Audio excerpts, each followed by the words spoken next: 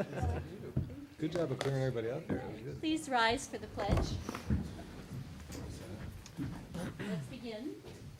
I pledge allegiance to the flag of the United States of America and to the republic for which it stands, one nation, under God, indivisible, with liberty and justice for all. Okay.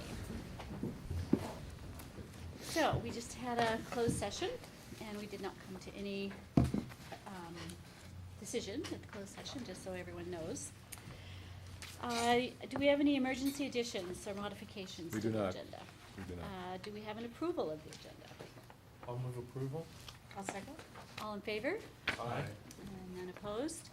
Do we have an approval of the minutes of October 17th? We had one change. The time of the closed session should have been 4:30, but Okay. other than that, I don't recall hearing any. Kathy, did you hear any? No? Okay. With the change, I'll move approval. Second? All in favor? Aye. None opposed? Jennifer Patino is our student representative this time, so can you just give us an update? Summit School. In October, Summit School held some special activities to help students learn about the Day of the Dead, also known as El Día de los Muertos, a Mexican holiday celebrated throughout Mexico. The teachers strive to help students expand their knowledge of various cultures within our community, so they wanted to explore the special Mexican tradition in a sensitive and meaningful way.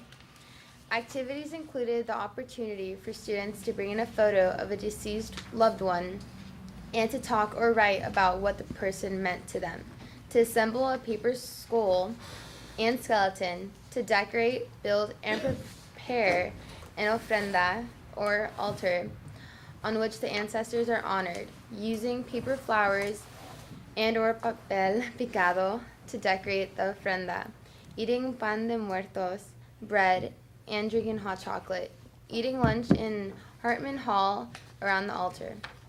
The activities were a fun learning opportunity and a great way to honor the traditions and cultures within our community. Nordoff. Students are in the mid of collecting cans for the Ojai Community Assistance Program's Thanksgiving Food Drive, which benefits families in the need this holiday season. Leadership is busily working on several committees. Senior siblings are getting together to reflect on how the first semester of the year has gone, and seniors are giving advice to freshmen about finals. A recognition committee is creating a calendar in order to regularly recognize students who keep their classrooms clean, students who have good attendance and are showing improvement in their grades, etc.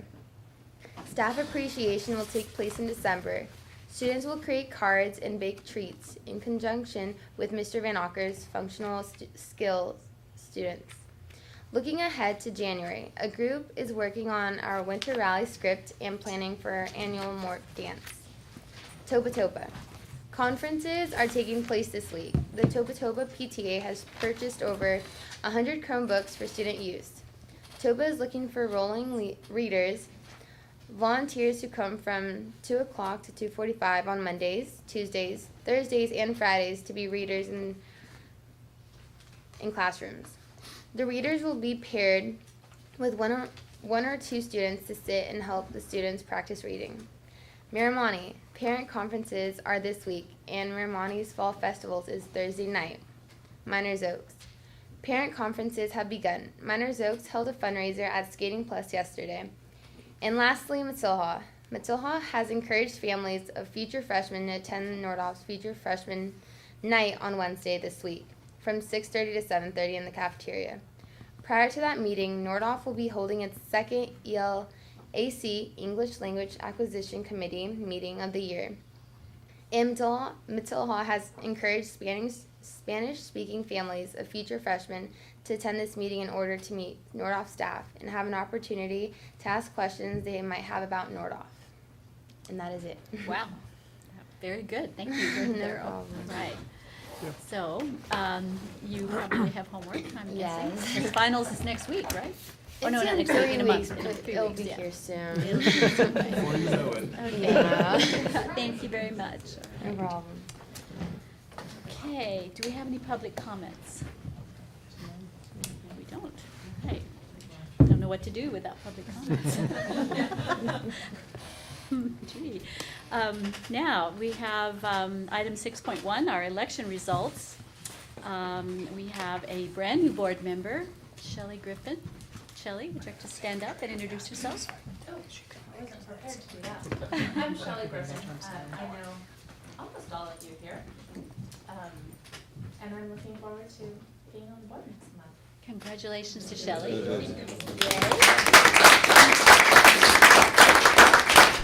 And our incredibly fabulous Thane Whipple has Incumbent. incumbent has been reelected. So I'm really excited. Congratulations. Thank you very much. And if I could say a thank you to the others who ran, because it's part of our process, it's part of our democracy, and it's important. Yes, thank you to Thank you. the others who ran. And I've had the opportunity of working with Shelley on the 6th grade search study committee, which was fabulous. She did a really amazing job. I know you're going to be a really incredible board member, so it's really wonderful. And Thane, I just admire everything that you do, your intelligence, your humor, your thoughtfulness. You're amazing. Thank you It's really good. very much. All right, and Andy's going to talk about Prop 55 and 51 that also passed. Yeah, from a statewide ballot measure perspective, it was a good night on the 8th. I'm going to touch on 4 propositions just to get an update. Prop 51, 55, 56, and 58. 51, as a reminder, was that state facility bond, $9 billion. The main pot that we'll be looking to access is the $3 billion modernization portion. However, we also are still exploring potential eligibility for a separate pot that's available based on the number of students we currently have in portable classrooms. So there's separate potential eligibility for that. Best case scenario, if our full eligibility is available to us before funds are expended, it could be up to $10 million in state matching funds that we'd be available for. Right now, we're still working on updating our information with the State Allocation Board to get a better estimate on what we may have available to us in the upcoming year. The way it works for certain aspects of the money, you have to actually wait a period of time from the last time you access the state funds. Because we got a full state match back in the 97 bond measure, some of the monies will not be available for a few additional years. But overall, it will mean additional money for us to match with our bond. Can I ask about that? Because Sure. I know when I was reading through the ballot measures to try to decide how I was gonna vote, I saw, or maybe it was in the paper, where they talked about some of the schools who were putting a bond measure on. Mm-hmm. And then it said, if 51 passes, we'll be matching funds. And I thought, well, how come we don't get matching funds for our bond, that was our Measure J, that was. So we are equally eligible in concept. There's nothing about our bond being 2 years older than a bond passed this year. Again, the issue is unique to each district to determine the calculation. It's an ADA-based calculation, but then they look at, do you have unhoused pupils?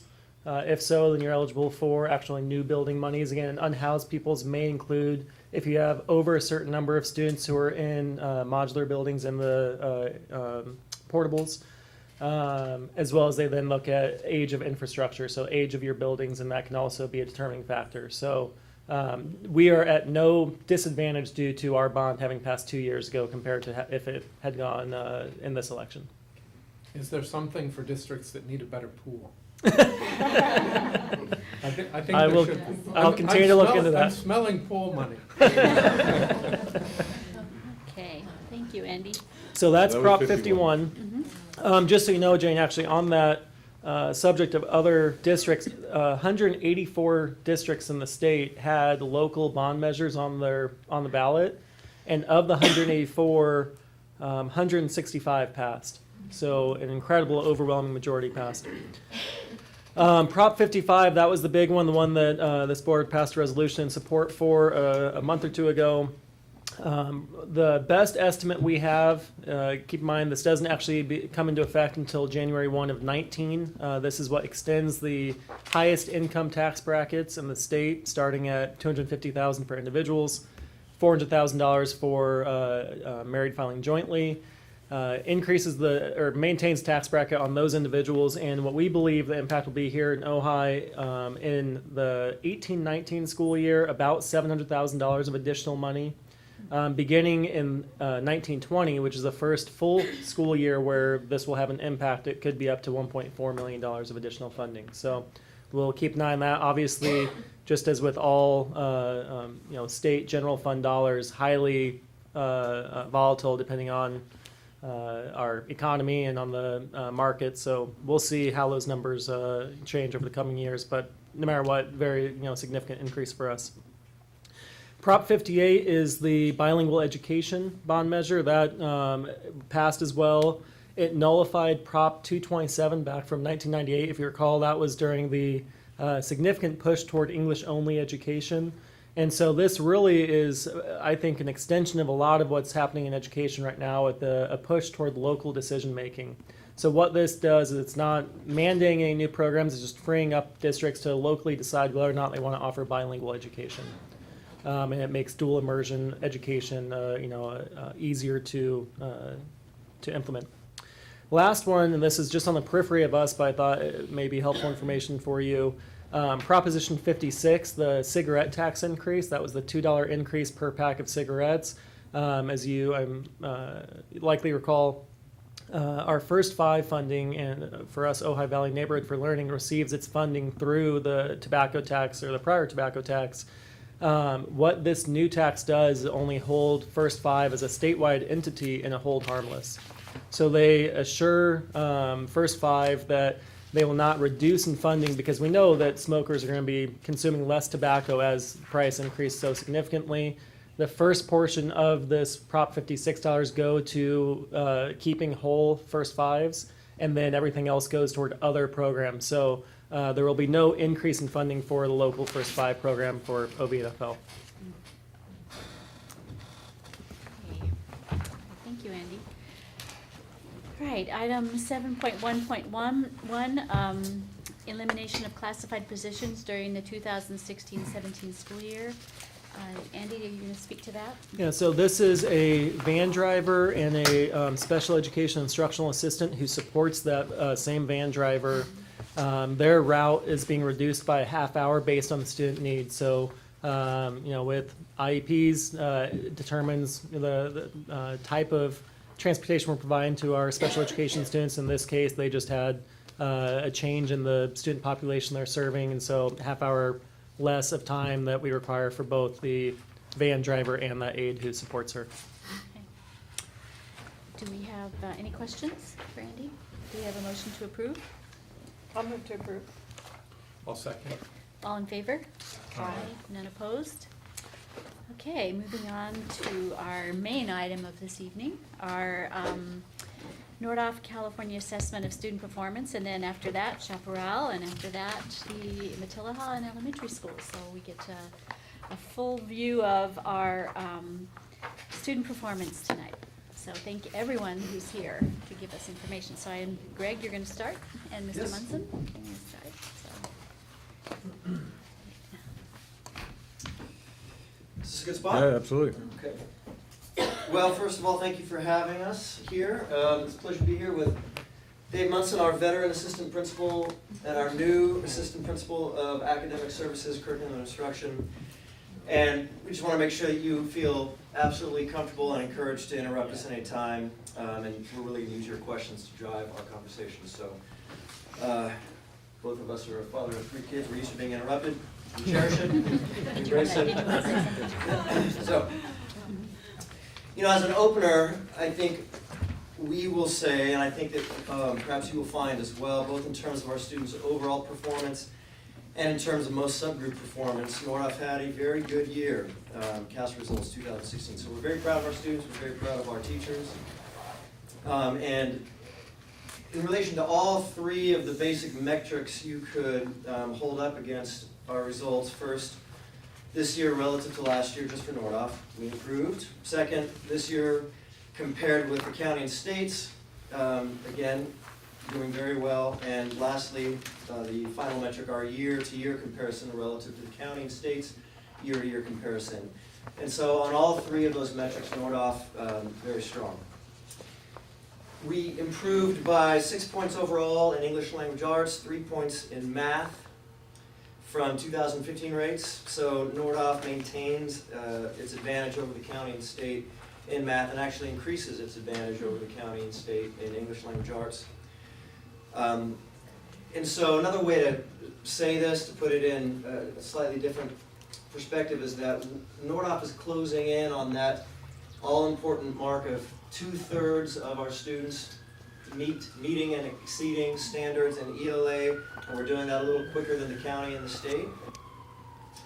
And in math, the state and the county, we are keeping pace with progress made as well. So the state and the county have about 1/3 of their students meeting and exceeding standards, and Nordhoff has slightly above 1/3. But again, our pace is quickening relative to the county and state in English language arts.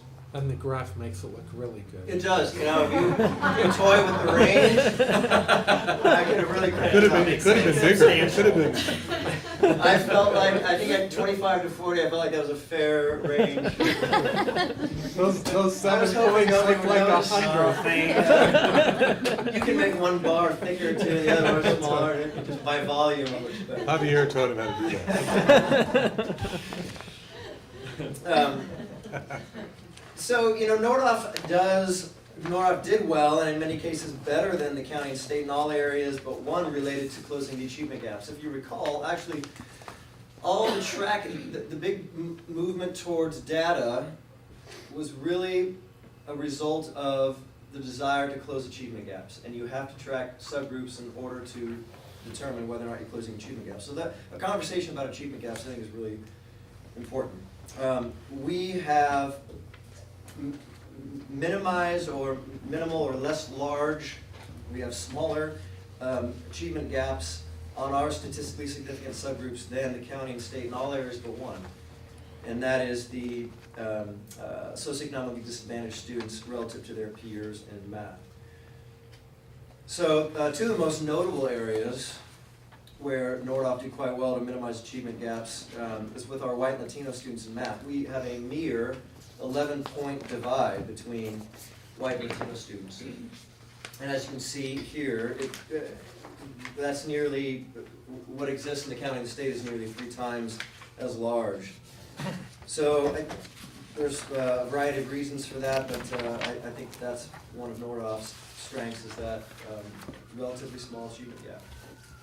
Not saying that we don't worry again about the percent that are meeting the standards. You know, that's still a concern. Oh, sure, You know, so. absolutely. We're always hoping to increase the number of students who are, and the rate of students who are meeting and exceeding standards. But we certainly don't want our overall number to increase at the expense when drilling down at subgroups and looking at one group's really outpacing the other, and so that our instruction is questionable in how it's being accessed by different groups. That's a great point. We still, in math, we still have really yet to see the impact, of course, of our really significant shift in adopting integrated math, our IMP curriculum, and increasing graduation requirements in math. And I don't think we'll be able to see that until the 2017 and 18 years, because it will be the 18 year that really has the increased graduation requirement for math applied, and then 2017, this coming spring, we'll see hopefully some fruits of our adoption of integrated math. Well, if I can jump in there too, our last 2 years, the students have not had the integrated math program start to finish. So they, have jumped in midway. So we feel in a couple of years, our test takers will have started with Math 1 and then progressed to Math 2 and Math 3. So we feel that the rates are going to go up once they have the experience of starting from the beginning, rather than they started in algebra and geometry and then they were tested in the new math without having the previous levels. So this year's juniors don't have to take math this year necessarily? This year's juniors do not have to take math if it's their 3rd year of a separate math course for graduation, no. But you know, again, if you look at the numbers and the percentage of students who take more than the required amount for graduation in math, it's by far a strong majority of our students. You know, and actually, I'm glad you brought that up because and this relates to the question that you asked earlier, Jane, about, earlier in some emails, about why Carpinteria saw such a dramatic increase. And, you know, that's something that we plan to reach out to them. And based on your question, I asked, Renee has a colleague there, so I asked her to reach out to them. And it was funny, when you're saying we're looking forward to seeing the results of continuity with curriculum, the math teachers at Carpinteria said, we have no idea why the math rates jumped so high. We actually had zero continuity. We had 3 different math programs in 3 years, so maybe the trick is constant change. Who knows? But if we were a betting man, and I know that we're not, we think we're going to see some fruit of all those great efforts in math. Do they have a new math teacher in the junior high? Maybe, you know, Yeah. the prep. Well, so as of right now, it's, you know, some of those, it's hard. At least Carpinteria, they have no idea why. They're just celebrating the fact that they got it. And, Wow. or maybe they have a secret they're not telling points or us. something? What was it?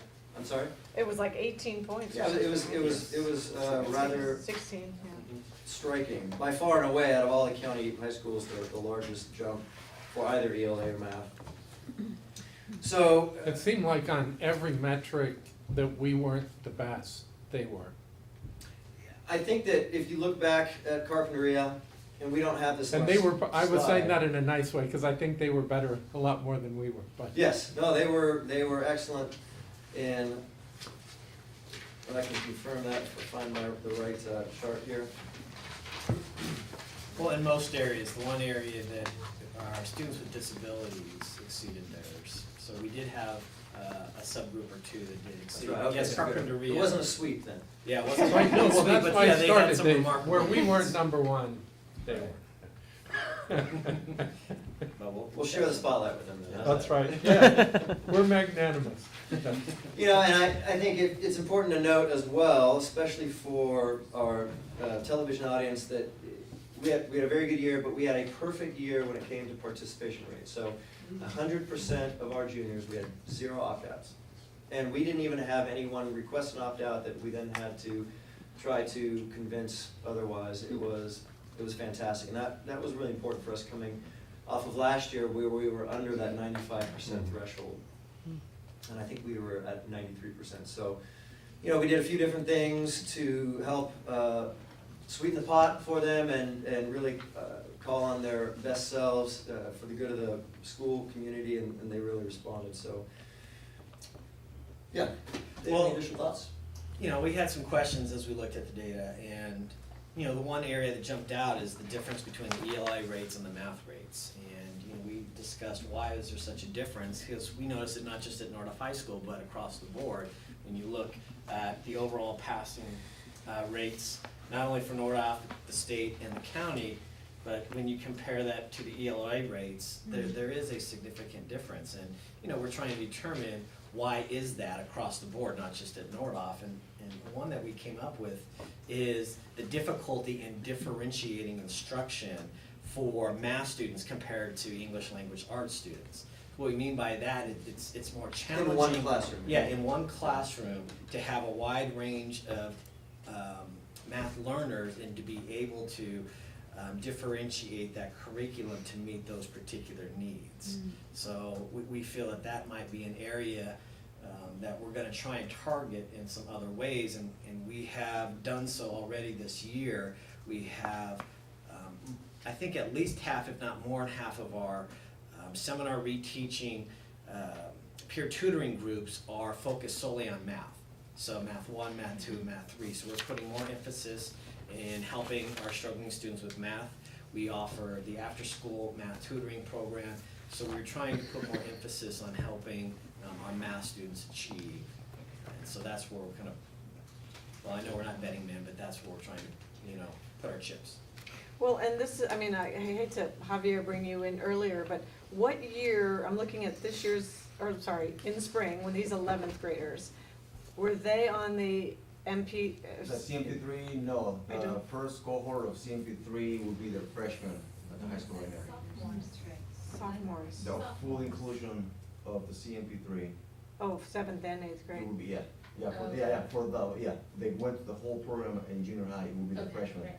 Sophomore would have Sophomores been did eighth grade. eighth grade, exactly, yeah. The only reason is because when I look at your, like the socioeconomic in math for Nordoff is a bigger gap than it is at Matilaha. So I'm wondering if, because Matilla, you know, it'll be interesting to watch Yes. whether that will help also in a year, 2 years. 2 Not years. this spring, but the next spring. 2 more years, yeah. 2 more years, Yes, yes. the current freshman right now. Greg, how's the ELA, is that tested? Is it subjective or is it all objective, you know, with? No, again, I would say, without question, it's a far better test. On the math side, on the ELA side, it's a far better test than it used to be during the CST regime. Primarily just because it demands writing, whereas the old test, at least in the high school, I know there are writing tests in the elementary level. It requires writing. And the subcategories in ELA, reading, writing, speaking, listening, research, you know, several of those were not tested at all, writing and research in particular. So, you know, if you're thinking about how aligned are these new tests with Common Core, I think that those two components of the ELA test speak to that. So there, remember it's first of all, it's a computer adaptive test. So based on your answer, it takes you to a question that, if you get it right, it takes you to a slightly more advanced question. If you get it wrong, it takes you on a different, so it's a branching program. And But that's as to the objective component. that's, Right. well, I think that's Because just the computer the can't overall tell how well you wrote something, right? design. Well, it can. So the writing parts are subjectively graded. There is talk of having it be done by computer. And I know there's a lot of tests, for instance, GRE tests, the writing is measured by a computer, and there's a lot of people who say, well, that's terrible because you can write a logically or structurally perfect essay and have it be entirely factually incorrect and you'll pass. Because of the way that the computer can't pick up on subtleties of fact and that sort of thing. But all the writing portions are subjectively graded by human beings at this point. Well, and the reason I'm pursuing this line of inquiry is I just wonder if some schools, I'm not suggesting it's a good or bad idea, but they may teach to the test. You know, you can imagine some school, let's have a great ELA score this year, so let's just teach a lot of modular courses in stuff on the ELA as opposed to a broader knowledge, which, you know, is probably more beneficial in life. But I'm just wondering if I think, you know, there's one of the gaming benefit, going on. one of the strong parts, and again, this is my opinion, one of the strongest elements of this test is that it is far more difficult to teach the test in, we are teaching discrete facts. Let's memorize those facts for recall on the test, because that's how we're gonna game the test. The ELA test in particular does a much better job of measuring skills and your ability, and particularly on the math test, your ability to solve longer, more complicated problems. So the tests do a much better job of getting at the things I think we as teachers care about teaching, we as parents care about producing, and that sort of thing. So I think it's harder to teach to the test on this test than it used to be. And it actually does not reward teaching to the test behavior on the part of teachers that existed under the old regime, CST. So we're in a better era in testing. It's not perfect, no such thing. everyone behind you is going, Wrong no. one. I'll watch the video later. They're all agreeing. They're all agreeing. And I've seen more creativity on the part of our teachers, less slavish devotion to drill and kill, because the way to teach students skills, scientific thinking, reasoning, and being able to describe and explain your processes in math as opposed to just doing it, those things are valued on the test, and that's what is increasingly being taught. And I think that our students will be better for it. Are there, like with the previous years, there were ramifications if certain subgroups didn't do well, or do we still have those ramifications, or have those been eliminated? As far as I know, I think Marilyn, you can speak to this more so than I, but there are no mandates Mhm. to meet certain thresholds that then you are punished by if you don't. The only punishment that exists is with the participation rate. Mm. So you can only advance in the program improvement sequence if you don't meet that 95% threshold. And I know that the state obviously is reconstructing their API to be more, to be a broader measure, including student culture, graduation rates, not just The focused test. on test scores. But I think that that's still being negotiated, and I think we're probably a year or two away from Well, that. we're in the transition between NCLB and ESSA, and so right now the states are arguing with the federal government. Oh. And that takes a long time to argue. What a shock. But Greg is absolutely right. It's so much better, and we don't have program improvement and all Mm. these sanctions. It's not Mhm. a consequence, punishment. Yeah. Does Nordop still have after-school math lab? You know, or is that We have gone by the after-school wayside? math tutoring twice a week, Uh-huh. and the NPA has been very gracious to help us with that. We have students who are trained and they come and they get paid to come after school. Yeah, these are high achieving or our Mhm. calculus students who come in, and they can either get paid or we give them credit on their transcripts. Oh. And so they have a choice either way. And one of the things that we recently had a conversation with all of our teachers, but specifically with our math teachers, is ways that they can incentivize students, particularly struggling students, to come to those after-school sessions. Mhm. Because, you know, getting them in the door is really the hard part. Once they're there, they get their homework done so much easier than if they were at home, and they have, there's great people in the room, great peers who they see every day. So getting them there is the big task, so. But it is typically pretty well attended. Yeah, and we're using some SES money to open our library for longer hours Oh, and great. trying to encourage our teachers to come in as well to create a study hall environment so kids can stay on campus and get their homework done in that environment before they go home. That's a great idea, yeah, I think that's really important, really important. Yeah, particularly if we're looking at our socioeconomically disadvantaged students. Mhm. Particularly in math, it's hard to get help at home. I mean, for all of us, whether you're socioeconomically disadvantaged or not, that's a hard thing for parents to do. So providing that service, I think, is going to be particularly benefit for those students. And because we have a computer lab within the library, they can also access the internet and any online resources Mhm. related to math or any other subject for that matter. So the Khan Academy and all those great things, yeah. Well, even the book The has book it is on, online. yeah. Yes, Exactly. yeah.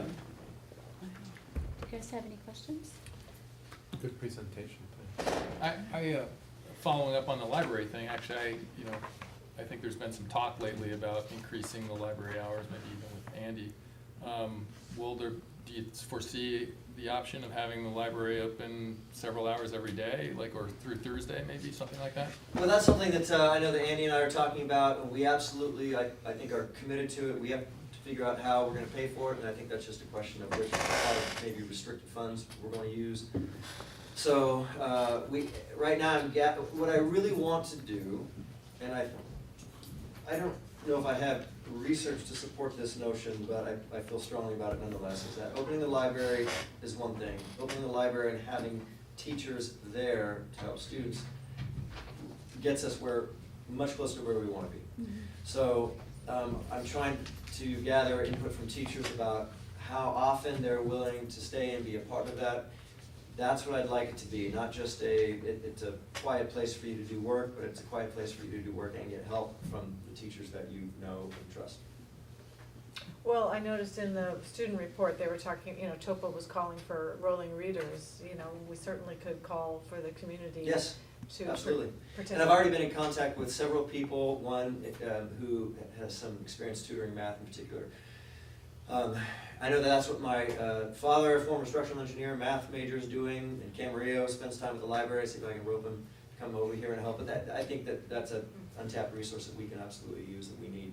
Or even maybe, not OEF specifically, but Rotary or whatever, to fund someone, a tutor to be added to the librarian. And that's another way. Obviously, our really high-performing students tend to be very busy after school, but maybe there's some way that we can incentivize them to, in the off-season, when they're not competing in sports or whatever, to come and be a part of that, because that creates great community as well. And we've seen that over and over again with our associate teaching program. Obviously, that's during the day, so it's much easier to get those really involved, high-performing kids, but that's been a fantastic part of our culture. Great, thank you. Yeah, I have a question. Obviously, I think on the average, our rates are highly commendable. But I'm still a little dismayed by some of the gaps, and Sure. particularly in the socioeconomic and Latino gaps. And I'm just wondering if, and it may be way premature to talk about this, but is there anything in particular that you guys are looking at doing differently moving forward to start addressing some of those, or continuing to address those? Well, outside of some of the things that we talked about that I think relate to trying to improve our homework turn-in rates by having students do their work with teachers and helpful students after school, so that they get that additional practice that research unequivocally shows is beneficial in the secondary level, less so in the elementary level, but absolutely really important in the secondary level. We're trying to do, I've left it up to departments to give me a list of things that they think that they can do better, that they can improve on. I know that we have, for our English language learners, we've increased hours so that our our bilingual aide can go to the after-school math tutoring, so that she is there, there's a familiar face who can do some of the interpreting necessary, so that whole group can access that, formally English-only, monolingual help after school. And again, we have restricted money that is designed just to do that. The spirit of it is, let's spend money specifically on trying to help out those students. We're trying to think about how to do that. There's no single silver bullet or a solution that I would say I have for you right now. Do we ever survey the kids that are in the low socioeconomic group just to find out if they would be able to come to after-school library help or something like that? I mean, is that? We actually survey our students every single year. We've been doing that now for close to 10 years. Every year we have a freshman survey, a sophomore survey, a junior survey, and a senior survey. And the questions change a little bit over time, but we try to track things, and we use that data on our WASC report with our ASB class. The questions are about culture, the questions are about their goals for post-secondary education, that sort of thing. I don't know if we've asked that specific question, but I know that teachers report, and I guess the evidence coming out of our SSTs, so our SSTs are these meetings we have with struggling students, we hear that repeatedly. So it doesn't come from surveys, but we hear from families and from students, like, when I come home, I don't really have a place to do homework, and a lot of these students, they have responsibilities, Siblings they have to care for. et cetera. So, life is complicated, and so we're hoping to at least provide a space where it's easier to do the thing that we're asking them to do, which is Even if critical it's a half an practice. hour, it's better than nothing. Right. And might be a wonderful break for some of them. Yeah, I'm actually always surprised how, not counting Fridays, Friday when the bell rings at 2:45, it's a ghost town at 2:46. I mean, it is crickets, but Yeah. how many students are actually lingering about and hanging about the quad after school, Monday through Thursday? So I think there's a need for it, and I think that we can improve on building a culture to make those students who do go home that would still benefit from stay. What about Saturday school? I mean, just an idea. Yeah, that's, Helping. Getting high school students to Saturday school is a conversation. Yeah, It doesn't have to be in the morning. It could be in the afternoon Saturday school. Let me get back to you on that. Yeah, okay. Yeah, I'll get back to you on that one. That's a Thank good you answer. very much. That's That Thank was you. that was That was a great. good last That was answer. good. All right. Good job. Yes, that was wonderful. All right, Mr. Ramirez and Ms. No, we're going Marquette. to, no, Chaparral first. Oh, Chaparral, sorry. Okay. Chaparral. All right, I did not make any slides because I didn't use slides. We don't need them. But you have the chart. One of the difficulties in looking at the data from Chaparral is because we are such a small school. So it's difficult looking at 2 years worth of data to know how much of the differences are just due to the fact that it was different for kids. I'm sure some of it was, but there's a huge change in the ELA from 2015 to 2016. And 2015, only 4% were had met the standards, whereas in 2016 it's 50%. Wow. So some of that, I'm sure, is different group of kids. How many But- students at Chaparral? It's very fluid. So right now there's 42, so it ranges from 38 to 60. But some things that were different in the way we did things in 2016, I do think contributed to the change. And one was that we did the interim test. We did the full interim test in addition to doing practice tests. We did practice tests in December, and then in January we did the full interim test. And that gave the students more experience with the technology and with the style of questions they could expect on the test. And I think that did a couple of things. It just made it easier for them to understand what was happening. But I think it also led them to take the test more seriously. I know for a fact that in 2015, a number of our students, and they shared the strategy, found out that you could just click through the test. So for the math test, as long as you hit a button and then return, you could just go on to the next question. So they were finishing their test remarkably quickly. The students took much longer to complete the test in 2016, which leads me to believe that they took it more seriously, and I think the results support that. The math is still disappointing, but slightly better. That may just be one student who did better, to be honest. But at a continuation high school, not just us, but you look at the data from Pacific and Renaissance, they're similar. One of the challenges we face with the math in terms of the scores is most of our students come to us in their junior year, the year that they're going to test, and they come to us because they're behind. So they come to us because they've either had disruptions in their family, they've had poor school attendance, but things have happened that have led them to be behind in credits. And some of the students come to us as juniors, not just at the beginning of the year, sometimes mid-year, with 0 math credits. So they're starting with an enormous deficit. The test is assuming that they have completed algebra and geometry or integrated math 1 and integrated math 2, and some of the students may not have started those courses. And we give all of our new That's a big students an ELA and a math assessment as part of their orientation when they come to Chaparral. And some of these students have had attendance issues going back many years. And so they have gaps from elementary school, things that they just weren't there for, they didn't learn, or they've long since forgotten. And so when they're trying to complete algebra problems, we do our assessment and we find out some of them can't work with fractions or decimals or percents. We've had some students who don't know how to use a number line. You know, it's not a large percentage, but that's part of how they got behind. They missed things, they didn't get caught up, you know, and now we're asking them to take this test that assesses high school mathematics. So we are trying to do things to turn that around, but I think that's going to continue to be a difficult subject. I know when I meet with principals at other continuation high schools, they have the same issue. Math is a real tough one. In addition to having gaps and being real behind, a lot of the students have developed a lot of anxiety around math and avoidance around math. You know, it probably doesn't help that I deal with discipline and I'm the math teacher, but students who need to do a lot of math don't look real happy when they see me coming for one-on-one help.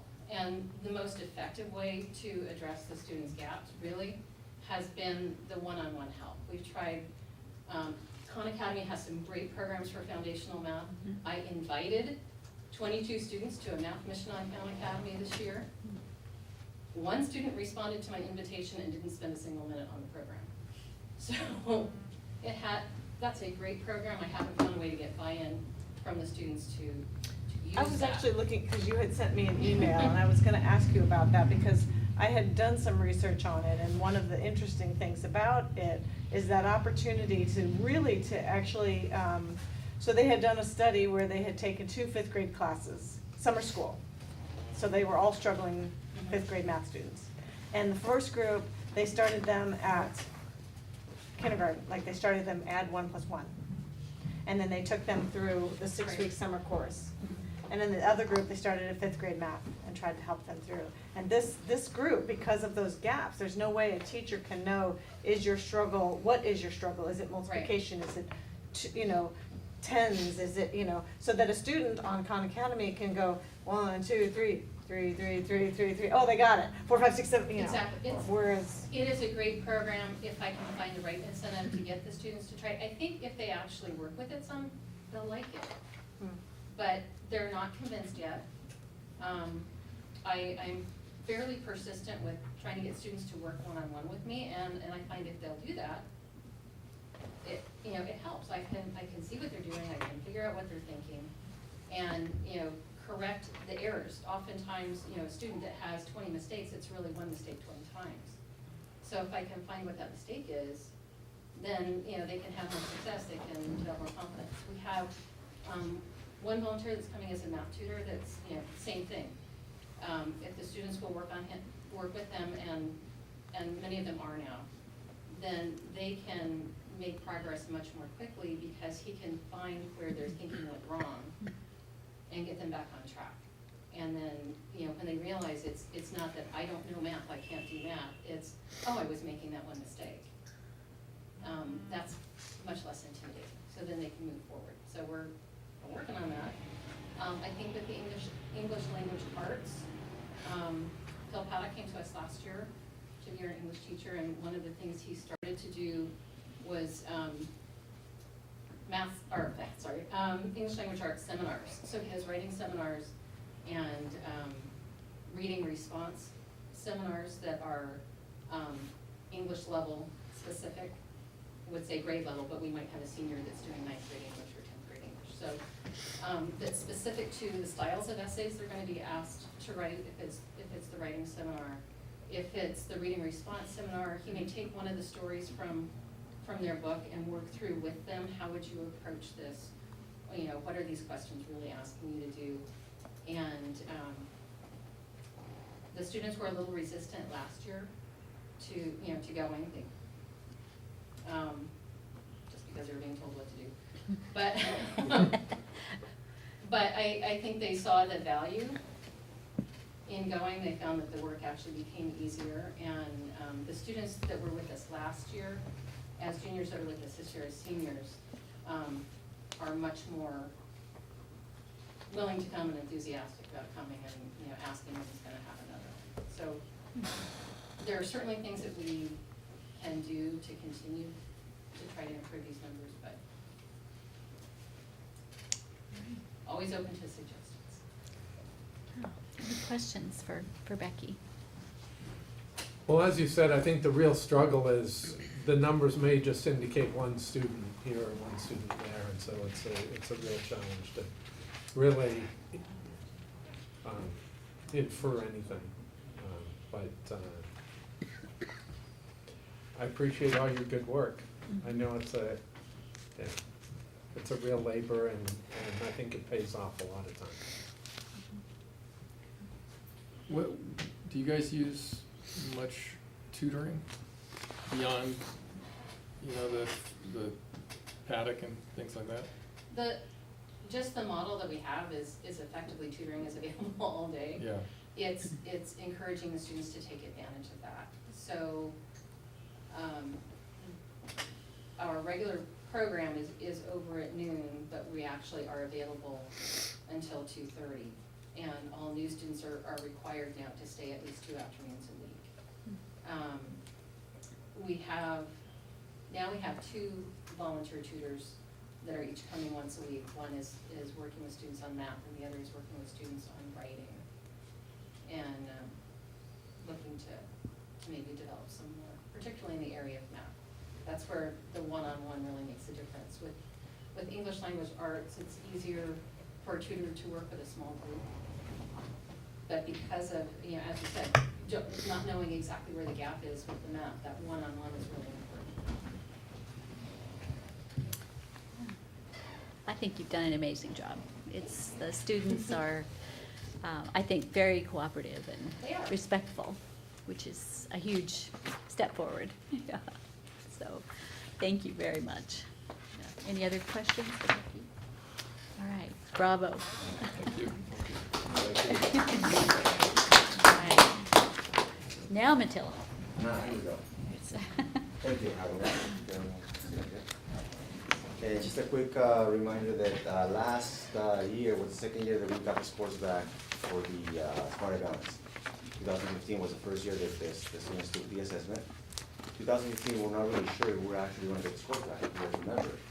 And I'm kind of glad that we did, because then it allowed us to compare, right? So that's the first slide that we have here, is comparing the scores for the ELA for 7th grade and 8th grade over the last 2 years. You can see there's a small drop by 1% on the 7th grade, increase by 3% on the 8th grade. And one of the things I'd like to point out here that became apparent to me, as a matter of fact, today when I was looking at this data, that it's not specifically, you know, it wasn't part of my report or part of the graph, but it's there.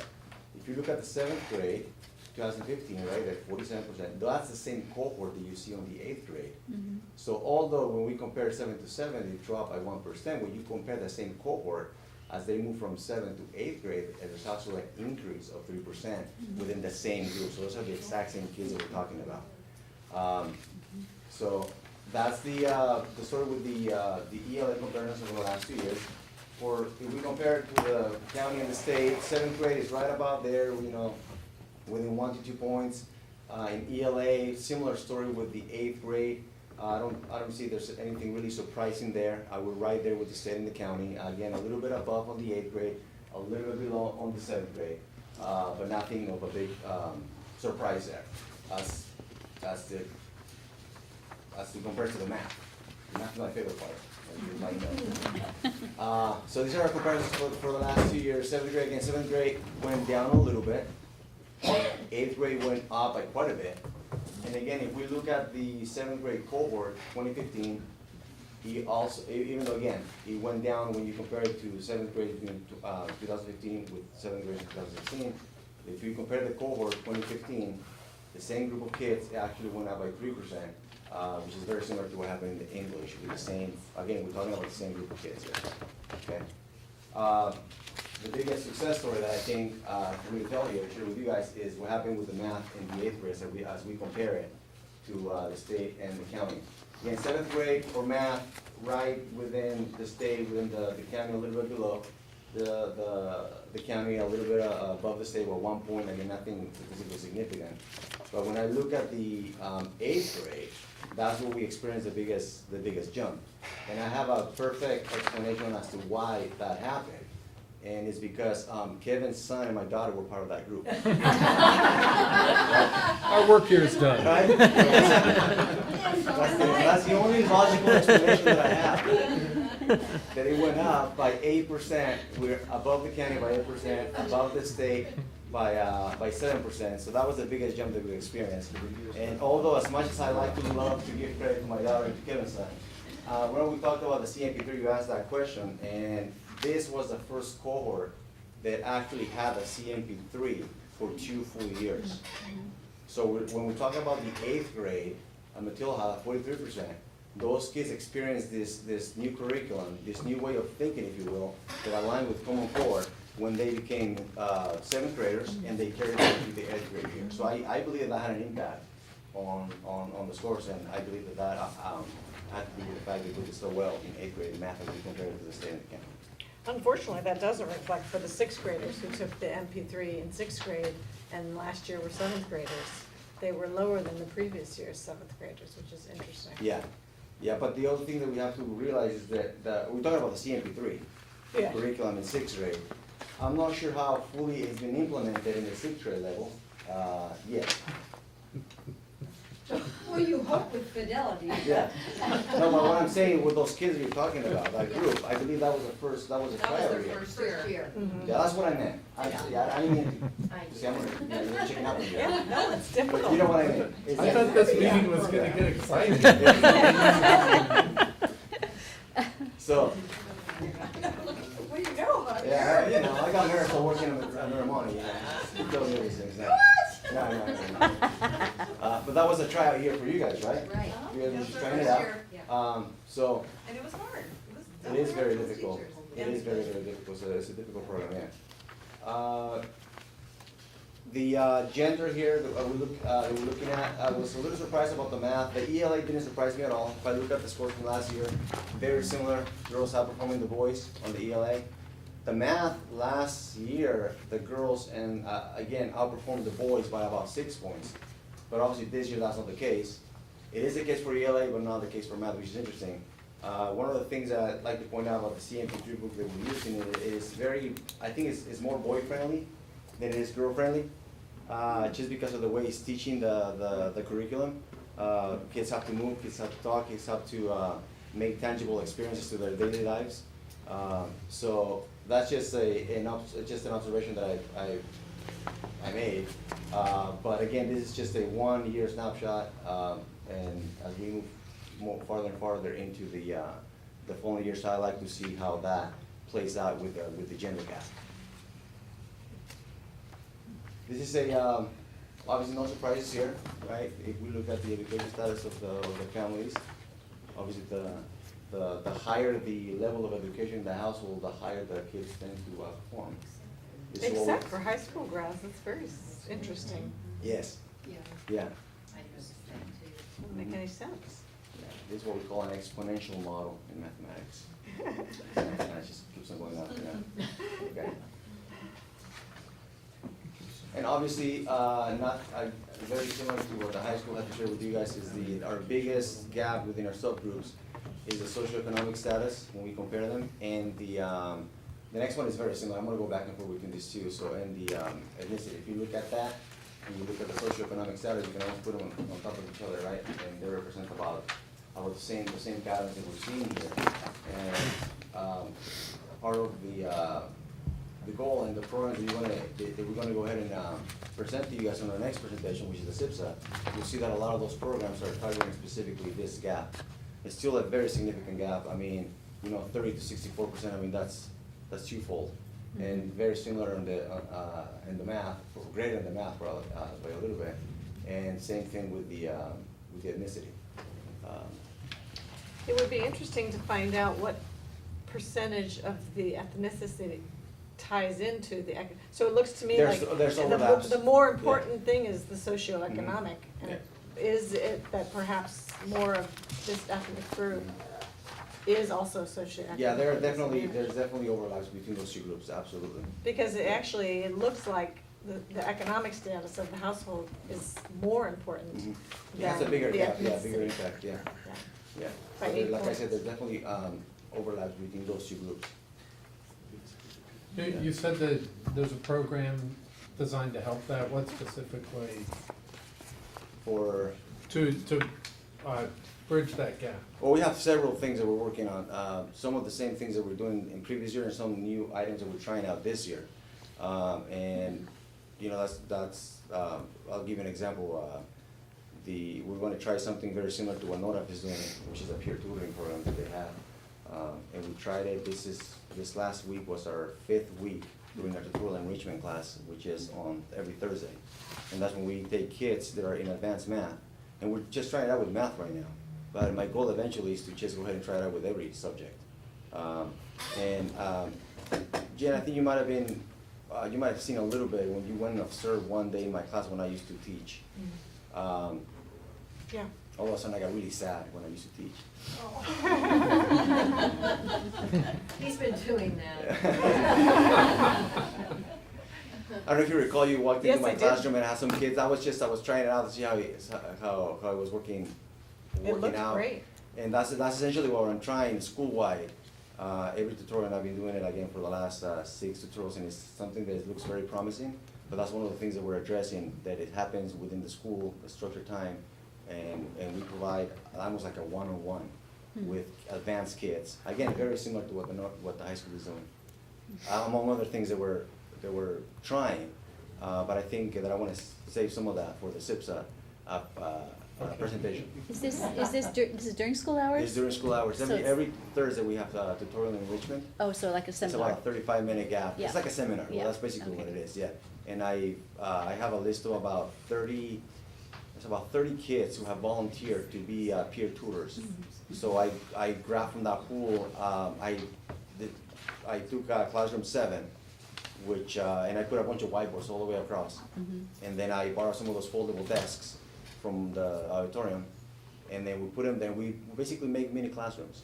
And peer tutors are in charge of tutoring anywhere from 1 to 3 kids. I don't want to have more than 3 because it gets a little chaotic there.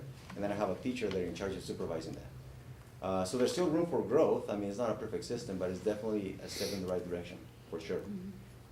So I would love to have you guys, maybe during a tutorial, come over, check out room 7, and you know, take a look at it. It's really cool.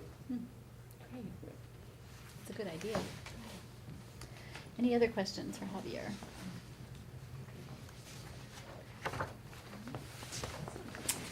Alrighty, well, the only question I have is, how would you correct the gender gap in the math curriculum? What you call that? We're working on that. That's kind of strange. Yeah, which is interesting, yeah, Not and bad. like I said, the last year, the females outperformed the males in both areas. Yeah. And if I go back to the slide, to the gender slide, the ELA looked very similar to the math last Yeah. year. And this year that didn't happen, so I'm a little curious, I mean, I have my own theories as to why that is, but again. Well, you were saying the curriculum seems to be more boy-friendly. It rather does, than- it does, it Uh-huh. does. I And you think. can't change that, or is? I think we can modify it. I mean, you know, I always tell the teachers that the curriculum doesn't drive the instruction, right? The teacher who drives the instruction, the curriculum is there to assist you. Mhm. And we modify it as we need. Yeah. It's a great curriculum. It addresses the, no, it's aligned with Common Core, but most importantly, it really addresses the mathematical standards for teaching, Mhm. you know, and, but as far as, I don't know, it was just an interesting thing for me to see when I saw that. I double checked my numbers. I went back and I said, is that true? And yeah, it Yeah. was. And I started thinking, well, maybe the CMP3, just to, maybe that's what it is, you know, but it definitely has, it's definitely a point of conversation with the math department to see how we Okay. can improve on that. But is the number actually in this year, 2016, lower for females, or Yeah, did the yeah. males come up? Because you just eliminated the gap, that's not necessarily a Yeah. bad thing. What happened was, it's interesting, and really good point. The females actually went down by 2%, it was actually 42. The males went up by about 5-6 points. Right, so Yeah. you found a way to Yeah. eliminate the gap. Yeah, yeah, although the girls went down a little bit, Okay. but the increase from the boys was greater than the decrease from the girls. Okay, that makes sense, so. Cool.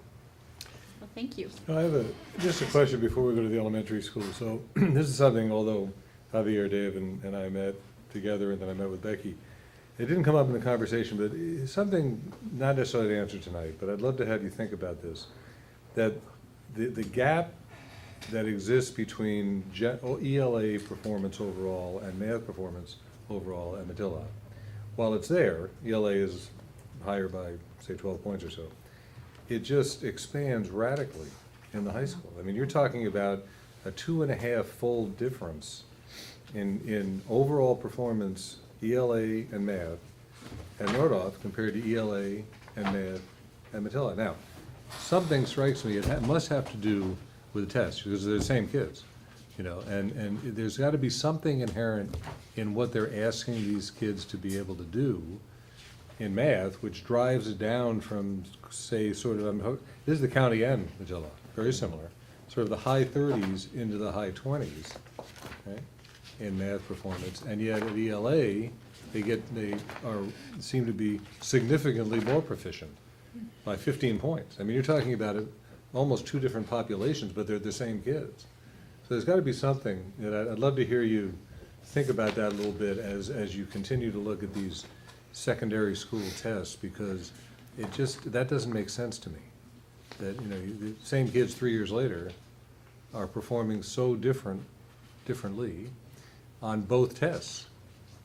what I'm saying? Mhm. It's just, it doesn't jive.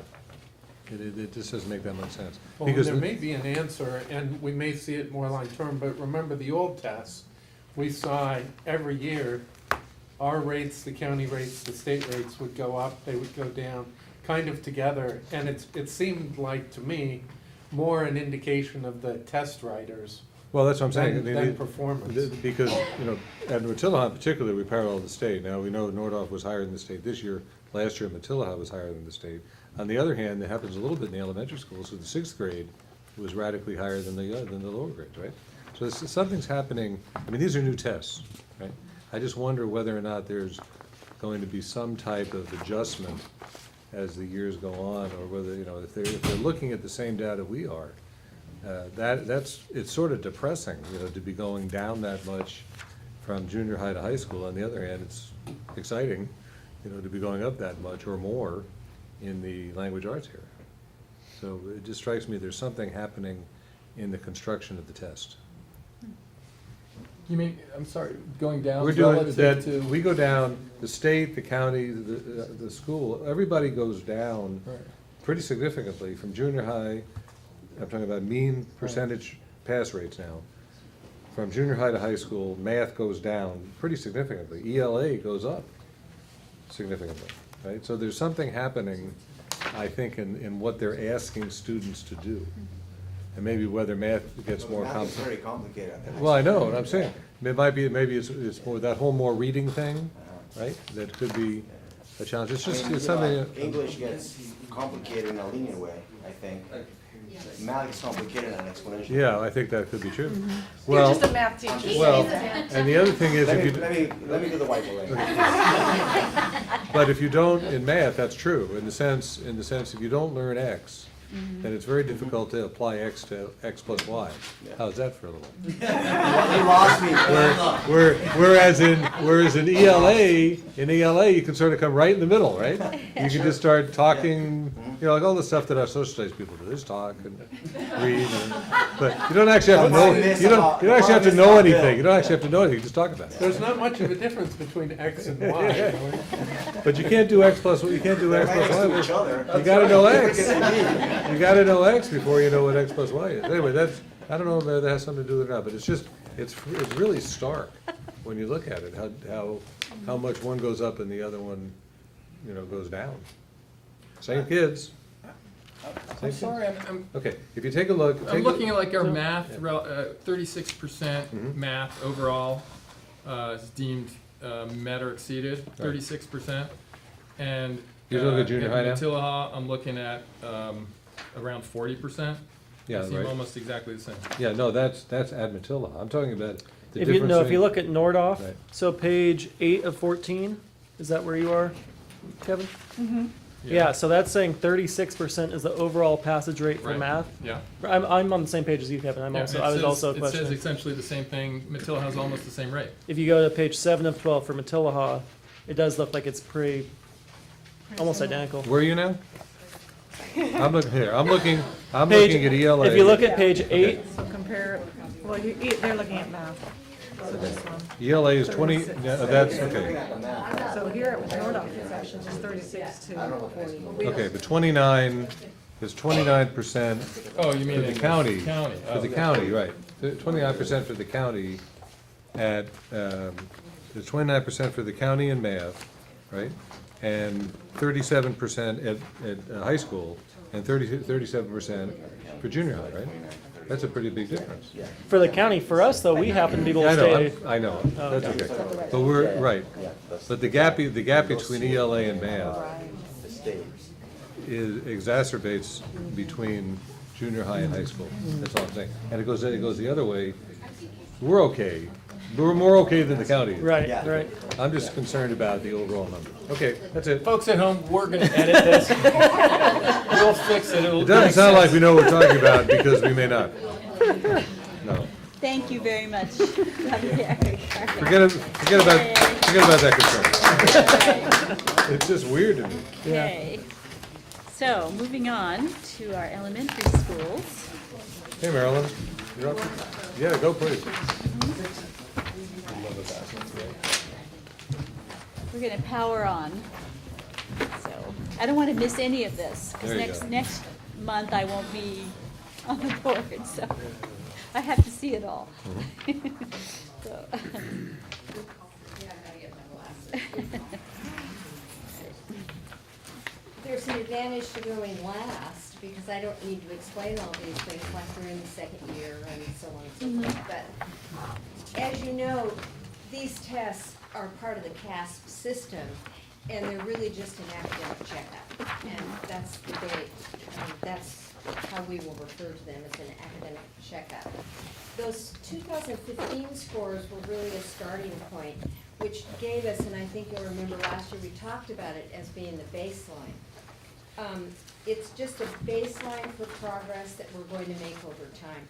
Andy, oh, it's just so. Do you want me Yeah, to just turn light. both off? Oh, Oh, that's Moldar. No, I'll leave that. Okay. Just in 2 seconds. Go down. We're raising money with a murder mystery.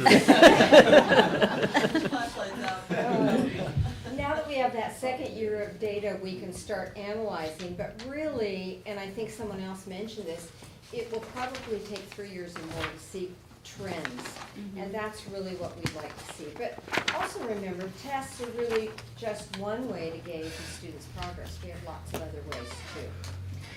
As we move through our slides this evening, we only have 9.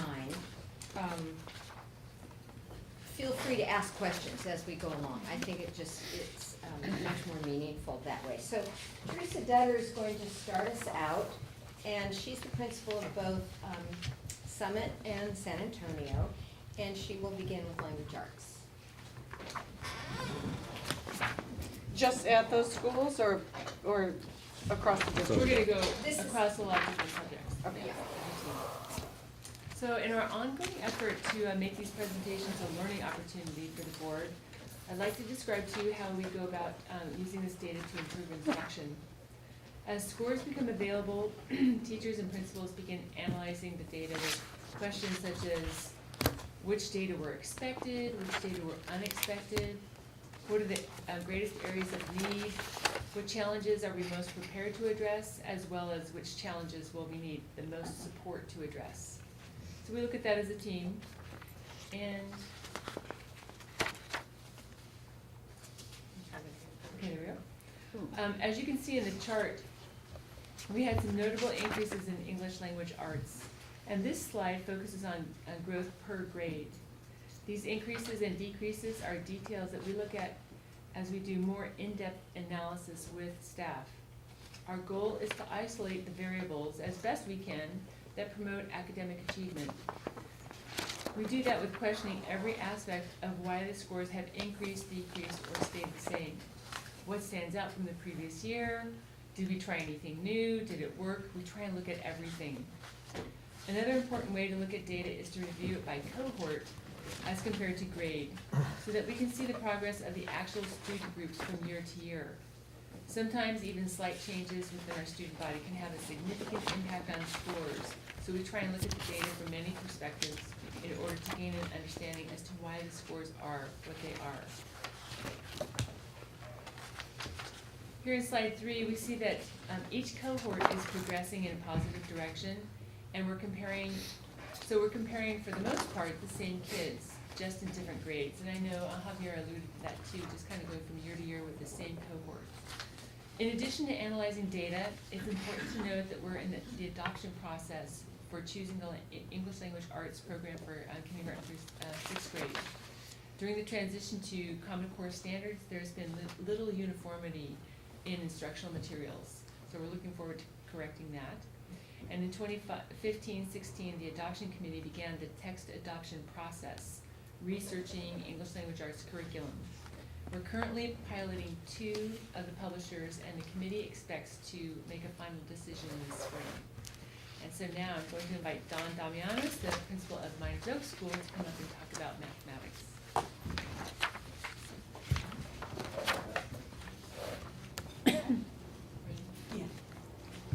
So here you're looking at a global picture of the district for grades 3 through 6 in the area of math. And looking at the progress in math, one might ask what accounts for the increase. one variable is familiarity with the testing system itself. This is the second year that students have taken the Smarter Balanced Assessment. Also worth noting is students are developing stronger keyboarding skills and familiarity with a computer, and this skill can build confidence when they're taking a computerized test. Each elementary site will take math data and they'll drill down even deeper and examine the claims in math. How well do students use mathematical rules and ideas? How well can they show and apply their problem-solving skills? And how well can the students think logically? Staff will also analyze subgroups and grade levels. Teachers will be able to examine results of individual students. Data analysis is one valuable tool used to drive instruction and to target our interventions. It's interesting that even at the earlier grades, the income is affecting the math scores. They're much lower than the ELA scores in general. Yeah. Oh, you're ahead of me, you're right. Oh, I am? The cohort, are you in the cohort? Oh, I'm on the Or next slide, S- sorry. No, it's okay. Sorry, I was lost for a minute. When you. I'm You're sorry. right, and, yeah, We're gonna speak to that. we'll speak to that, yeah, definitely. This is looking at just math and looking at the cohorts. And as Greg noted, is the case for the high school, at the elementary level, we're only in the second year of implementing our new math curriculum, which is called Bridges. And last year, we did devote staff development days for training in math. And the math program is becoming more familiar to our students and to our staff. And also note that fifth graders are using Bridges, and then when they get into sixth grade, they're using CMP3. So the transition from one program to another doesn't seem to be presenting any major issues for those students. Thank goodness. That's good news. All right. Okay, Cheryl Knox, principal of Topa Topa. Now we're going to talk about those low-income students. Do you want to go to the next slide? Okay, so our low-income students, we have about 42% in the district that qualify as low-income. And they qualify by filling out this form and applying for free or reduced lunch. And just to give you an example, a family of 4 with an annual salary of $44,955 is about the amount that you would qualify, and of course it goes up and down depending on the size of your family. In this group, you can see, we did it by cohort, and you can see both ELA and math there. And for the most part, I think it's a story of progress, it's a story of success. Jane's right though, when you look at it compared to the whole group, the scores are much lower, and those gaps are significant, and those are things that we definitely keep an eye on, which is why we look at them in subgroups. One of the things that happens is we get quite a bit of money, Title I money, to support these students, and because most of our schools are over the 40% mark, we're allowed to do school-wide programs, which mean we can use that money to benefit all and any kids that are struggling. So one of the things that's happening on our campuses is that we're using those funds in different ways, but for the most part to hire additional human resources. We have spent a lot of money in the area of technology and programs. We've been able to purchase licenses to highly academic online programs that kids can use at both school and at home. And I think, when we're looking at these numbers, I think it's telling us that so far the things that we're choosing to do, the ways that we're choosing to use that money is benefiting those groups. We're seeing them move up in regard to the percentage of students that are meeting and exceeding the standards for our low-income students. One of the things I want to say is it's important to always think about whether or not we have a transient population, because that really affects things when you're trying to look at a cohort. And for the most part in the Ohio Unified School District, we don't have a largely transient population. So I think these numbers are pretty representative when you're looking at a group in 3rd grade and then that group in 4th grade. It is largely the same students. Does anybody have any questions about this particular chart, the low-income students? Okay, I'll move on to the next. Good progress Yeah, is yeah. reflected there. I like to think of it as a success story, like I said. So the next group is our Hispanic Latino population. Again, these are two of our most significant subgroups, which is why we're kind of identifying them here. In our district, we have about 34% of our student population in the Hispanic Latino population. Again, it shouldn't surprise you that it looks like a success story. They're moving in the right direction in almost all the categories.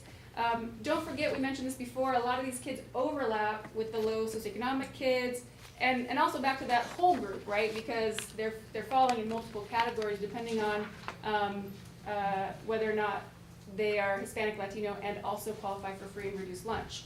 But so the trends kind of look the same.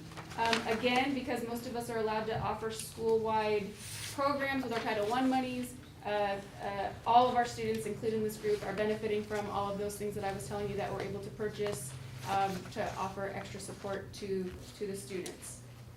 Anybody have any questions about that? I know the library has after-school homework help. Do the schools, do you guys coordinate with them at all, or is that sort of independent from? I know that we really advertise it heavily, like definitely we have it in our office, we encourage the teachers to talk to the parents about it. I wouldn't say we coordinate with them, but we certainly encourage our parents to use it. Would you guys say that's the same on your sites? Now, do you find, it's been a long time since my kids were at the elementary, but when we used to go to the library just to get books, there seemed to be a large contingency of Topa families, but not families from the west. But there's also library minors. Yeah. Okay. So that library They is would go to heavily that library. used. Okay. And one of the things that we've been talking about, I think we wrote a grant actually just recently as one more way to support our students, especially in the low socioeconomic area, is to find a way to let them check out Chromebooks if they can't afford them and take them home. Mm-hmm. Because again, those online programs that we've purchased are highly academic. If the students spend time on them, they are research-based and they really will build their skills in a systematic way and move forward. So we're trying to look at other ways to improve what they have for access once they leave our school site, right? We can help them a lot when they're on our campuses during the day, but once they leave us, it's hard to make sure that they have the proper supports. So what about internet? Well, I mean, included even in that grant is also having our labs open one evening a week, so I'm really hoping that gets funded. Okay, any questions for those two slides? If not, then I'll have Catherine White coming up. She's gonna talk about English language learners and reclassified fluent English proficient. So we did Maybe make, if I could just before I forget, maybe a topic to talk about with the city Yes. is Wi-Fi availability Sure, generally. So the There are kids, some cities, smaller Yeah. cities that are providing. so the kids don't need it at home. They get it at home for free. Well, they get it at home, but they don't have to do anything. Right. It is free at the library. It is free at the library. Oh, okay. Well, and you can actually, if you have a laptop, you can actually get it, oops, in the parking lot, or outside, so. I have a password. There's one for Andy? okay, so we did replace a couple of pages, pages 8 and 9, we replaced with this page, which is what you have appear on the screen. So I'm gonna speak about English language learners. So who are these students? Why are they in these subgroups? And how do they move from one group to another? So students are identified as English learners when a parent specifies a language other than English on their enrollment form. So there's 4 places parents have to fill out. If they put another language other than English on one of them, the child is automatically self-tested. So once they've occurred, like I said, once that occurs, we mandate the annual administration of the California English Language Proficiency Test, also known as the CELT, at the beginning of the school year. Students receive an overall score of either a 5, 4, 3, 2, or 1, with 5 being the advanced level, and I believe that Kathy went ahead and distributed a sample CELT test score to all of you early on, so hopefully you all got No, that. we didn't do that one. Okay, No, all right. So within the learner group, English learner group, students scoring a 3 or lower receive specific English language development instruction. So 1, 2, 3 overall has a separate program at school. The 4s and 5s are then considered for reclassification, and there are 4 state mandated criteria that we use to reclassify students. The first one is the CELT test that they take at the beginning of the school year.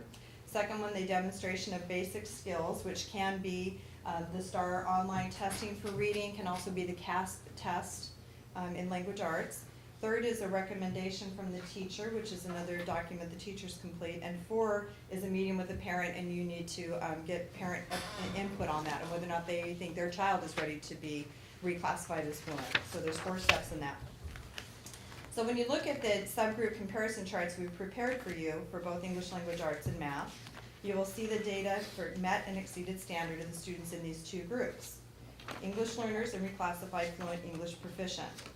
We've also included the percentage of fluent English proficient and English only students, so that's that 3rd line at the bottom.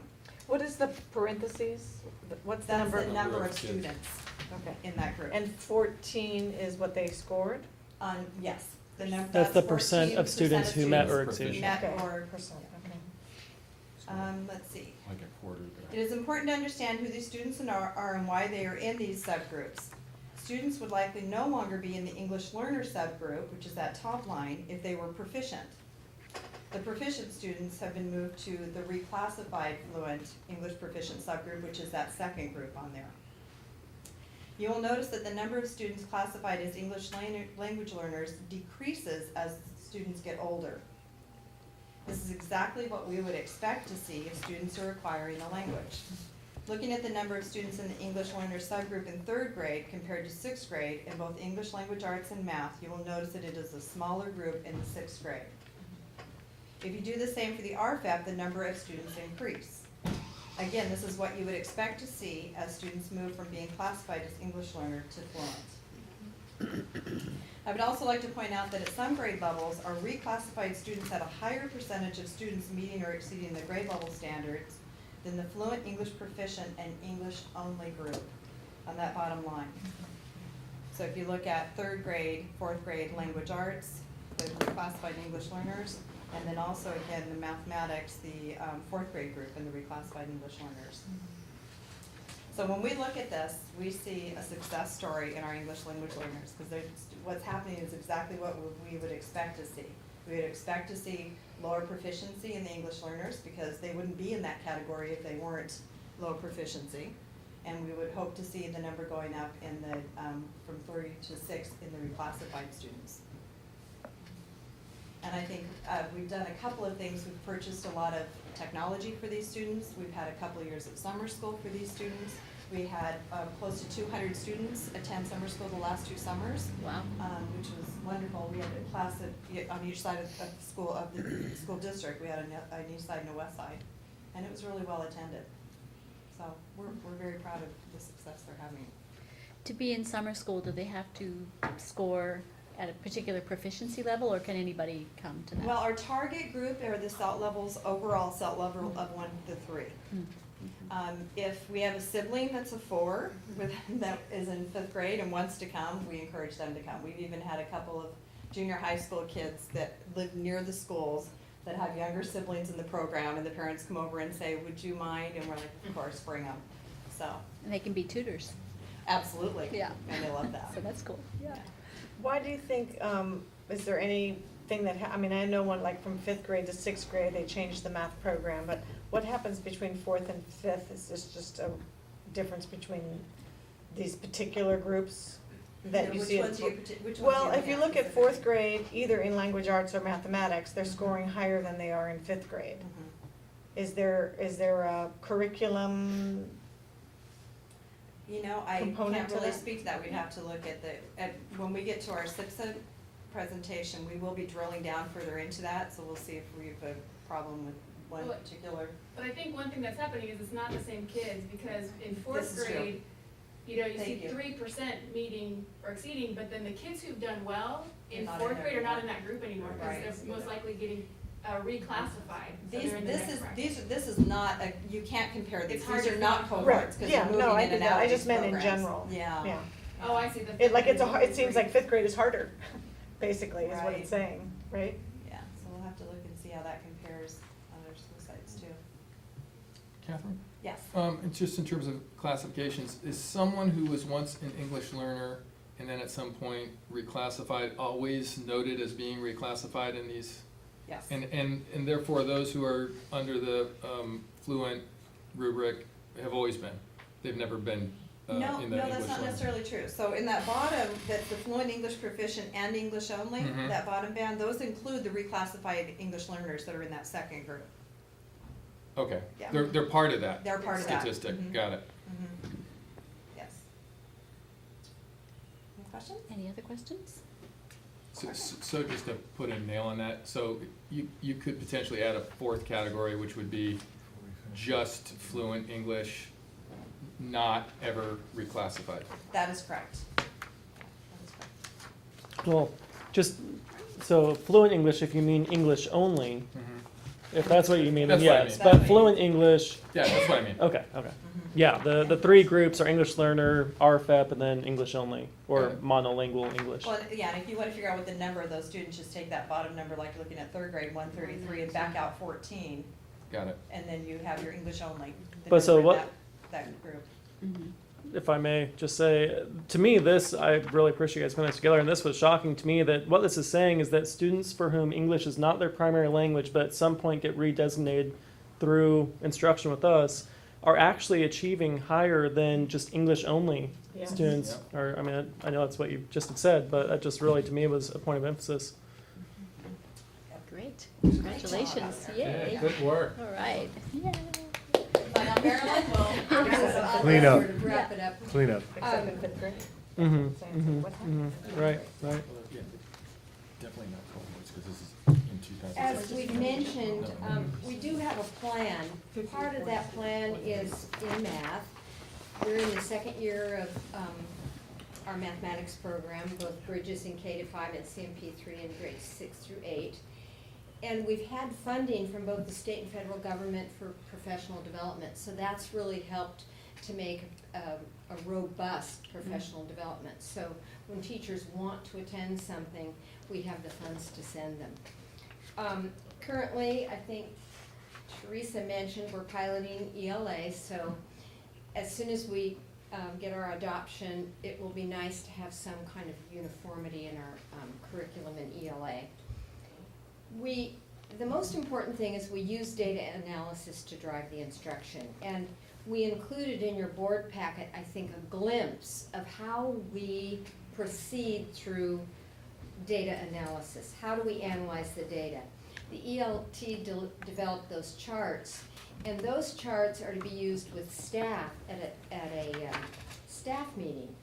And the staff might look at the grade levels on the charts, then the teachers could really just discuss, collaborate, and ponder those questions that Teresa mentioned about what data was expected, what was unexpected, what are some challenges that we may need to address. So those charts are really how we start the data analysis at the sites. After one session, a principal might be able to drill down further to those claims that we talked about, the 4 ELA claims and the 3 in math. And that data just really informs instruction, it ensures quality control, and it really identifies those students who may need additional support.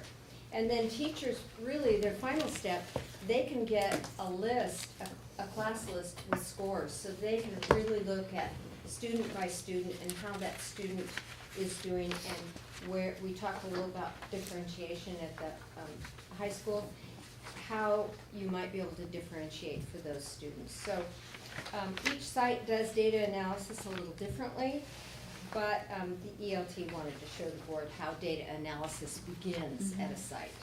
So that was the purpose of those charts. I think we're realistic about the challenges that we have of Common Core implementation, full implementation, and smarter balance testing, but we also recognize the benefits of this new testing system. So, any other questions or comments or?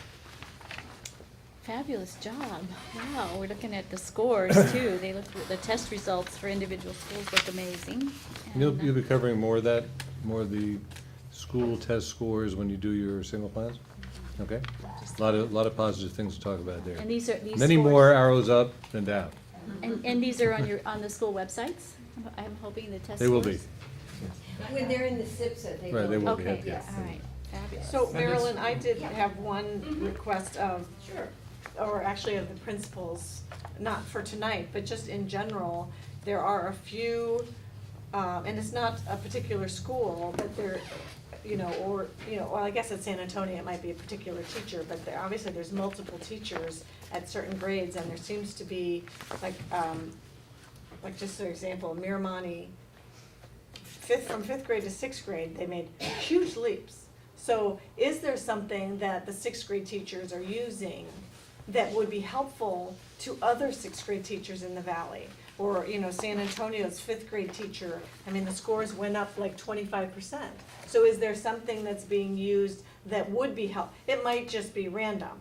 So I'm not saying we have to find, I'm just saying, let's look at that. Is there something that's helping that particular group of students that might be beneficial for the valley? And those are variables that staff will discuss, and then we've discussed those variables at ELT also. What are the things that has made it successful at this site? And can we replicate that at other sites? So those are discussions that we'll have certainly. And then I know you answered this question in my email, but one of your next steps is work with parents to help support their children. Did you tell me how? Critical about communication. And communication, all forms of communication, face-to-face, social media, parent edge, lots and lots of communication. And Bridges, in fact, has a separate component for parents. So really to help those parents, especially with Common Core Math, that they can more easily understand it. I think the key for engaging parents is ongoing communication in all ways. Just a question, looking at the data here on Topa, it looks like in math in fourth grade, we're really struggling. Yeah, and we've done kind of exactly what Jane has said. The fourth grade team really scrutinized those scores. They went in and kind of came up with some game plan ideas about what they think they should do differently next year. They decided to use some of their, teachers had freedom this year to use some textbook money to buy what they wanted, and my fourth grade team decided to buy the Common Core Coach, which is a program that some of the other schools were using and one of my other grade levels was using. So I think that's exactly what we're doing right now, is looking at those scores going, oh no, this is an aha, what happened here? And then trying to come up with a plan for how we're gonna address what we think might have caused it to happen. Yeah. So. And I don't want to end on a downer, because there are a lot of great No. numbers. I didn't want to. I think those are valid concerns, and I think that's exactly why we have the data, right? That's why we're supposed to do this. Like, we look at this and it then informs us, and we think about it, we brainstorm ideas, and then we try something new, and then we analyze that the next year out until we kind of pave a way, and hopefully through the years, we're making growth everywhere. I just want to offer one comment, Marilyn, on the subject of the communication. I just, as a occasional soccer coach, I am used to sending things to people, and it's never clear to me, however I send it, if they heard it. Yes. So, I often request. I often, it's just, I think all of us I can call myself as, in this district, dealing with these issues for 2 years, the one thing I think is a constant refrain is, you can talk at people, but are they changing in some way? Are they modifying the behavior? Are they hearing you? Are they, so I just wonder collectively, are there ways we can use to, get people to engage back? Can you, and I know often you can't. I can't, my head will explode if I tell you, please confirm, practice is at 6:30. Not one person will confirm. Huh? Offer food. Offer food, yeah. I was thinking about, you're right, it's real one way, but I think we're trying, and of course that's an LCAP goal, to engage parents, that's goal number 3. And partly, I'm just gonna give Miners Oaks as an example. Food, they've had these food trucks at Miners Oaks, and I think that's a perfect opportunity to feel very welcoming as a school community when families can come and enjoy and break bread together. I think it's very welcoming, and I think parents lose that intimidation factor of going onto a school campus because there's food.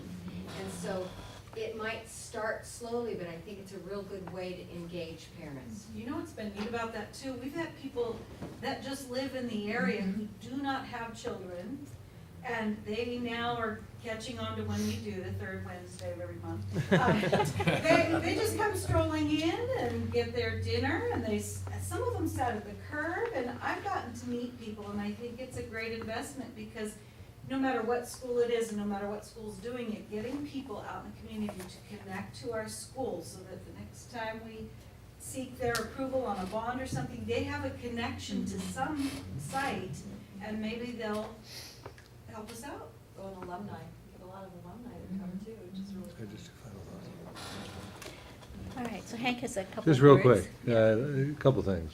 First of all, great segue from what Kevin said to what I wanted to say, and that is, you know, from what I wrote to the board and sent it on verbatim to the presenters tonight, that your job was to be teachers, not speakers, and I think you did a great job. And that's it. My answer to what Kevin said is, the more you can engage that group of parents, of players, then you're doing way less one way.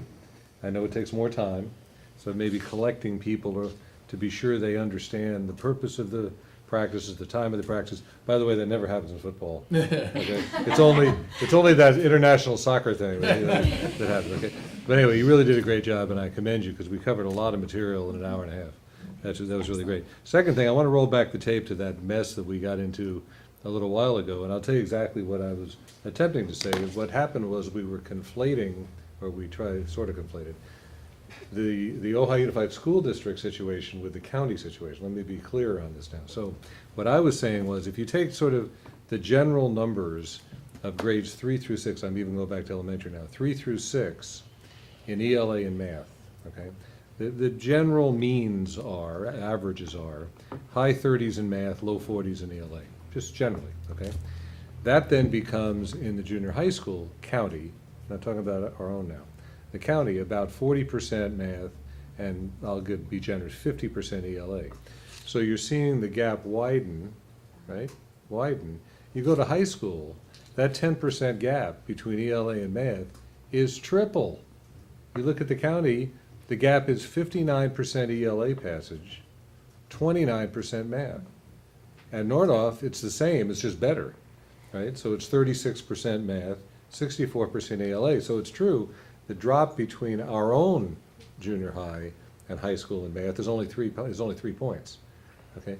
But when you look, what I was trying to get at is, something's happening there. These kids don't become brilliant automatically when they become 16.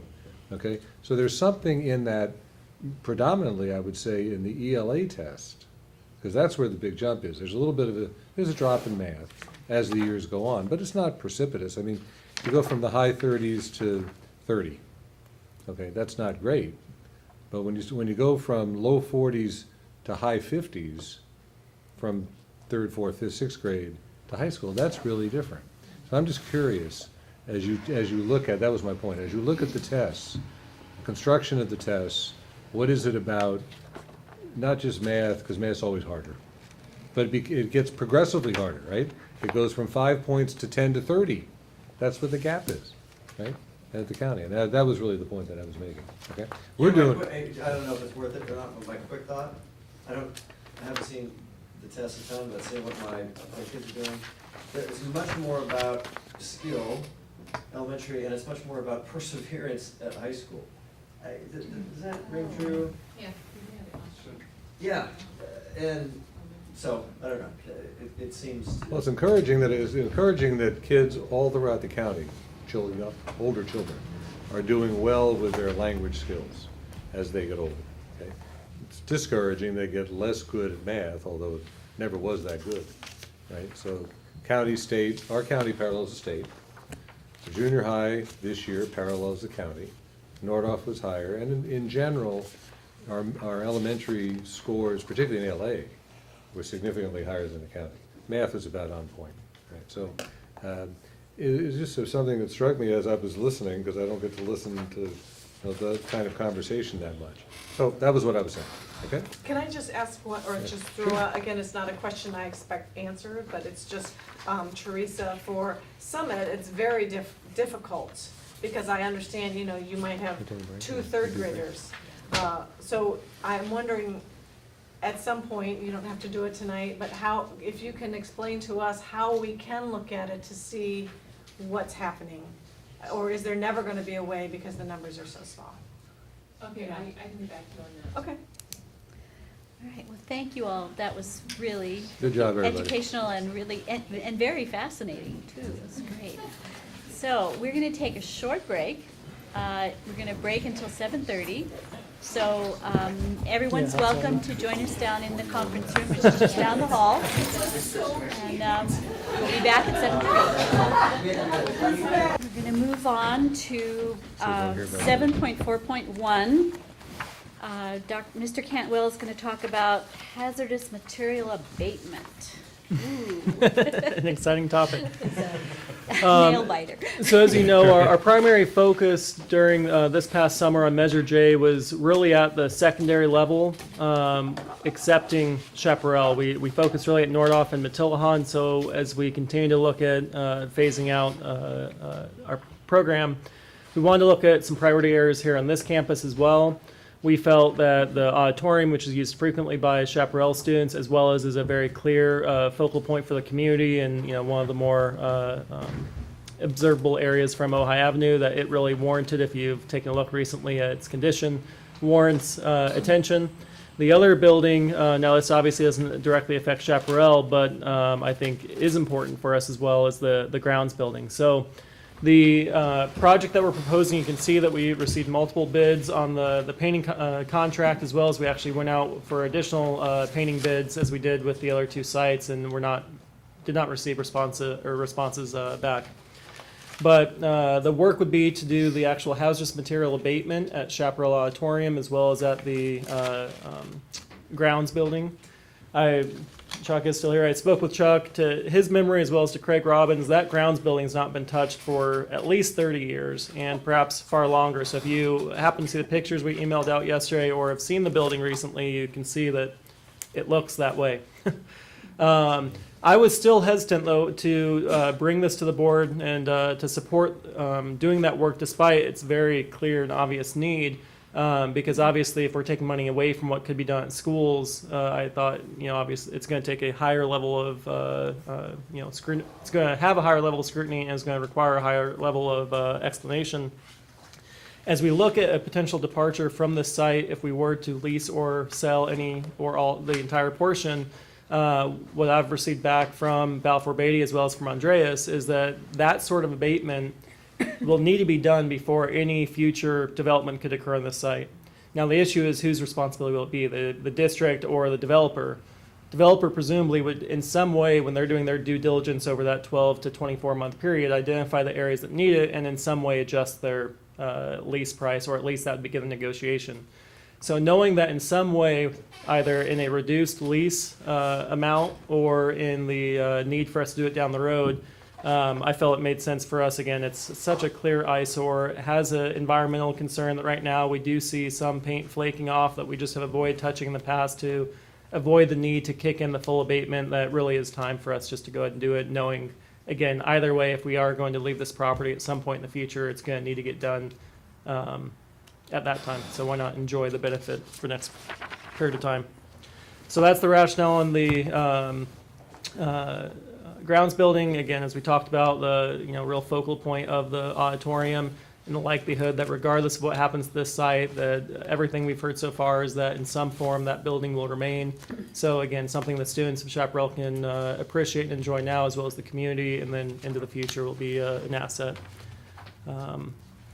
Any questions on these 2 buildings? The demurrage painting and painting and decor, those are the 2 bids? Correct. Okay. Correct, exactly. So those are the 2 bids. Just to walk through what this is, we received bids from both those companies. The one that we would like to go with is Demores Painting, which is the Ojai-based contractor. Jackie Demore has been terrific to work with. Her team did Matillaha.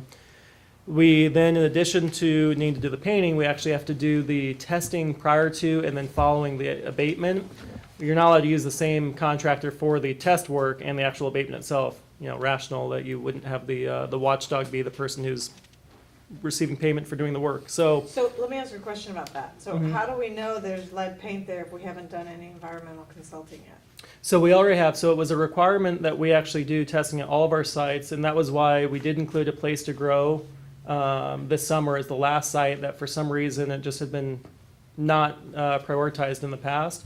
But we have already environmental AHERA reports which state that they do believe lead is present in both those sites.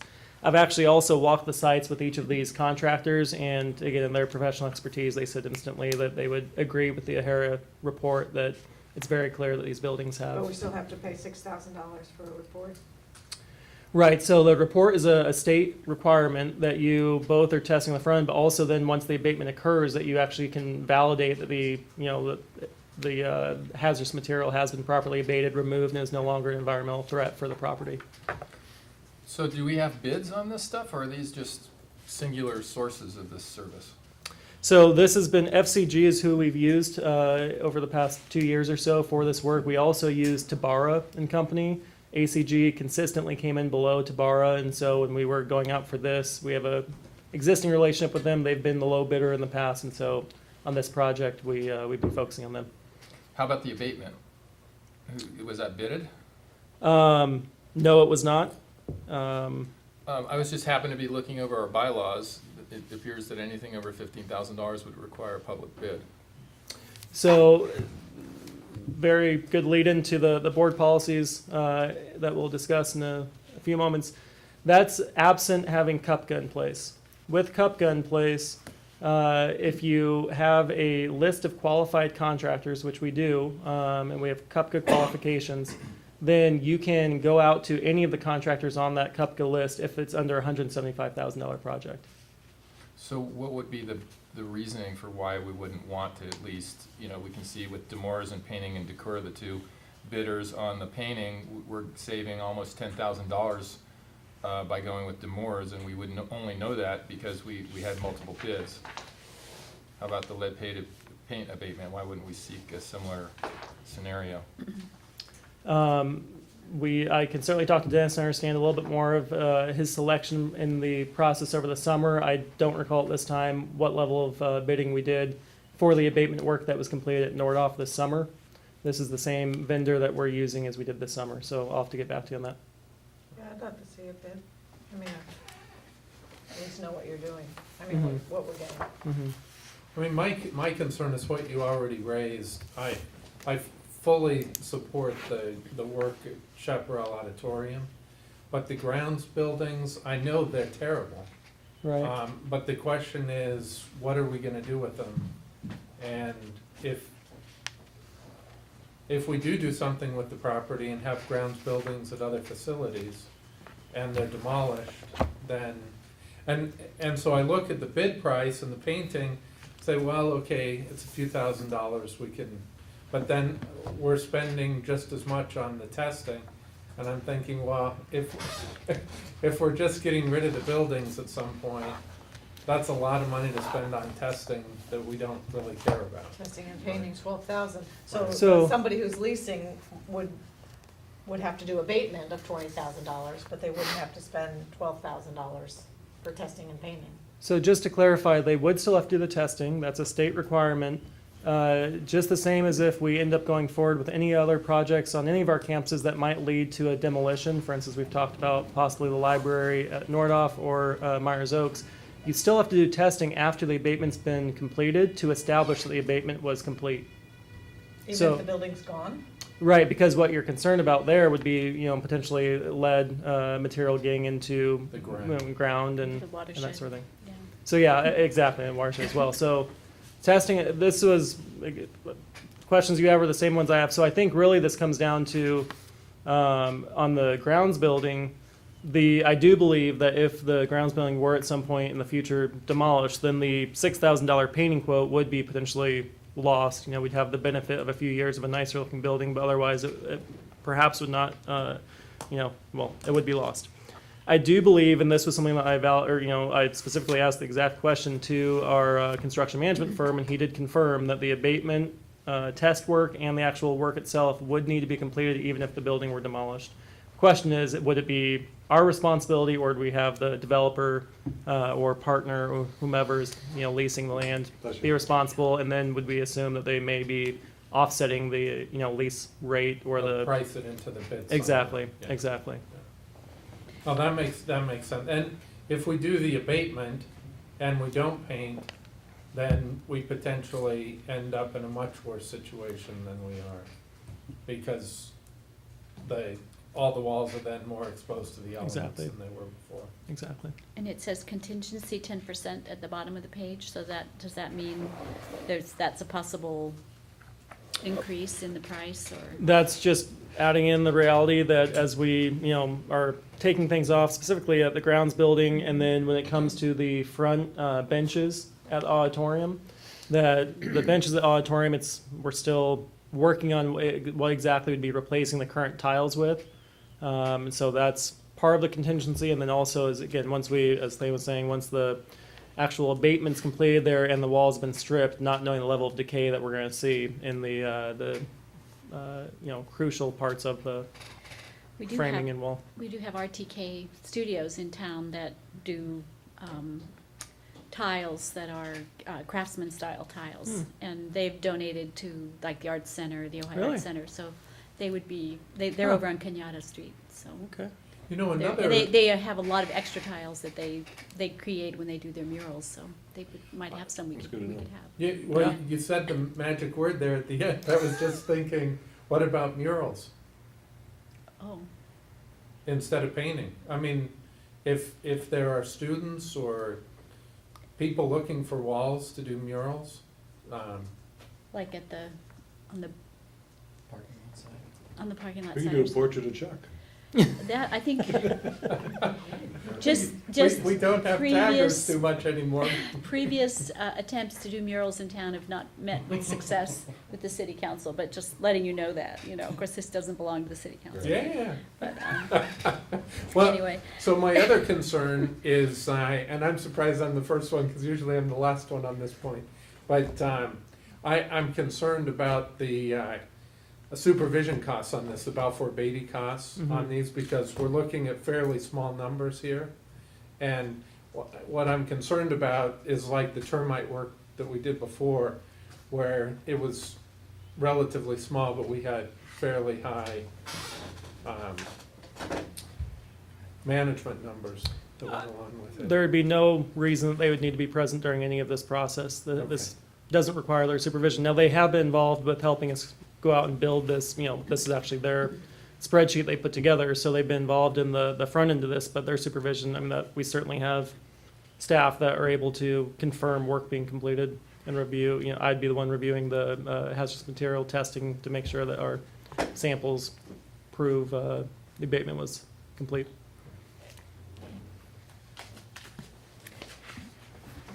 when did you want to start the work? When did you wanna- The work can be started as soon as second week in December. So as we've talked about, where we can, we certainly are going to try to take advantage of the breaks at the school sites, and given the luxury we have with this site, there's no reason to even necessarily wait till a break, depending on its disruption to Chaparral. In this case, there'd be no Do you disruption. think there's time in there to get a second bid on abatement? I can certainly But work on it. Yeah, but let's get back to you on that. It might be same, a little less, a little more, but, Could be I- 10 I- grand. I hear the,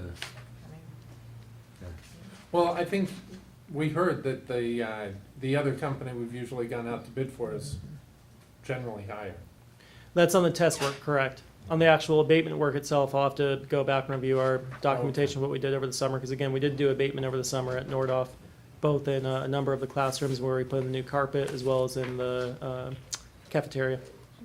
let's see what we can find on the second number. Sure thing. Yeah, okay. And so I guess this is not gonna be decided now, I assume? Based on. It's an information item. We're not, no, we It's weren't an asking for information. action. I We were missed asking, that. we were asking for your input, which you gave us. Okay. And we'll get back to you on the second number, you bet. Same on the next one. Okay, 7.4.2, that's Andy again, window coverings for Nordoff. So this is a project that appeared on the September presentation of our priority projects. This is one that Hank shared, was a priority that he heard consistently across the school sites back in 2014 as we were going out for the bond. It's one that I've heard over the past year, and specifically the past 4 months or so when I was working with the principals and teachers as I walked campuses. It was a very common refrain. So it's been one we've heard from our staff over the past few years. Our goal is to roll out a new window covering program for the entire district. So the goal would not be keeping it here at Nordhoff. The obvious reasons for wanting to have new window coverings, in addition to just the appearance being more aesthetically pleasing, more importantly, potential reduction in heat gain through the windows, the increase in glare control as we have more and more, screens, projectors, computers in the classroom. We're finding that rooms that were built, like Myers Oaks back in the 40s that were intended to have as much light come in now actually really disrupt the ability to, use projectors and have things seen well on screens. And then the third concern, and these were by no means in priority order, but is the concern about the ability of blackout classrooms or to have some obscuring into the windows if there were a lockdown situation on the campuses. So those are really the key rationale in addition to all the feedback we've received from certificated and classified staff. What we're looking at right here, you see a single bid that we have for Nordhoff. I'm by no means planning on us rolling out this project at Nordhoff and in this form.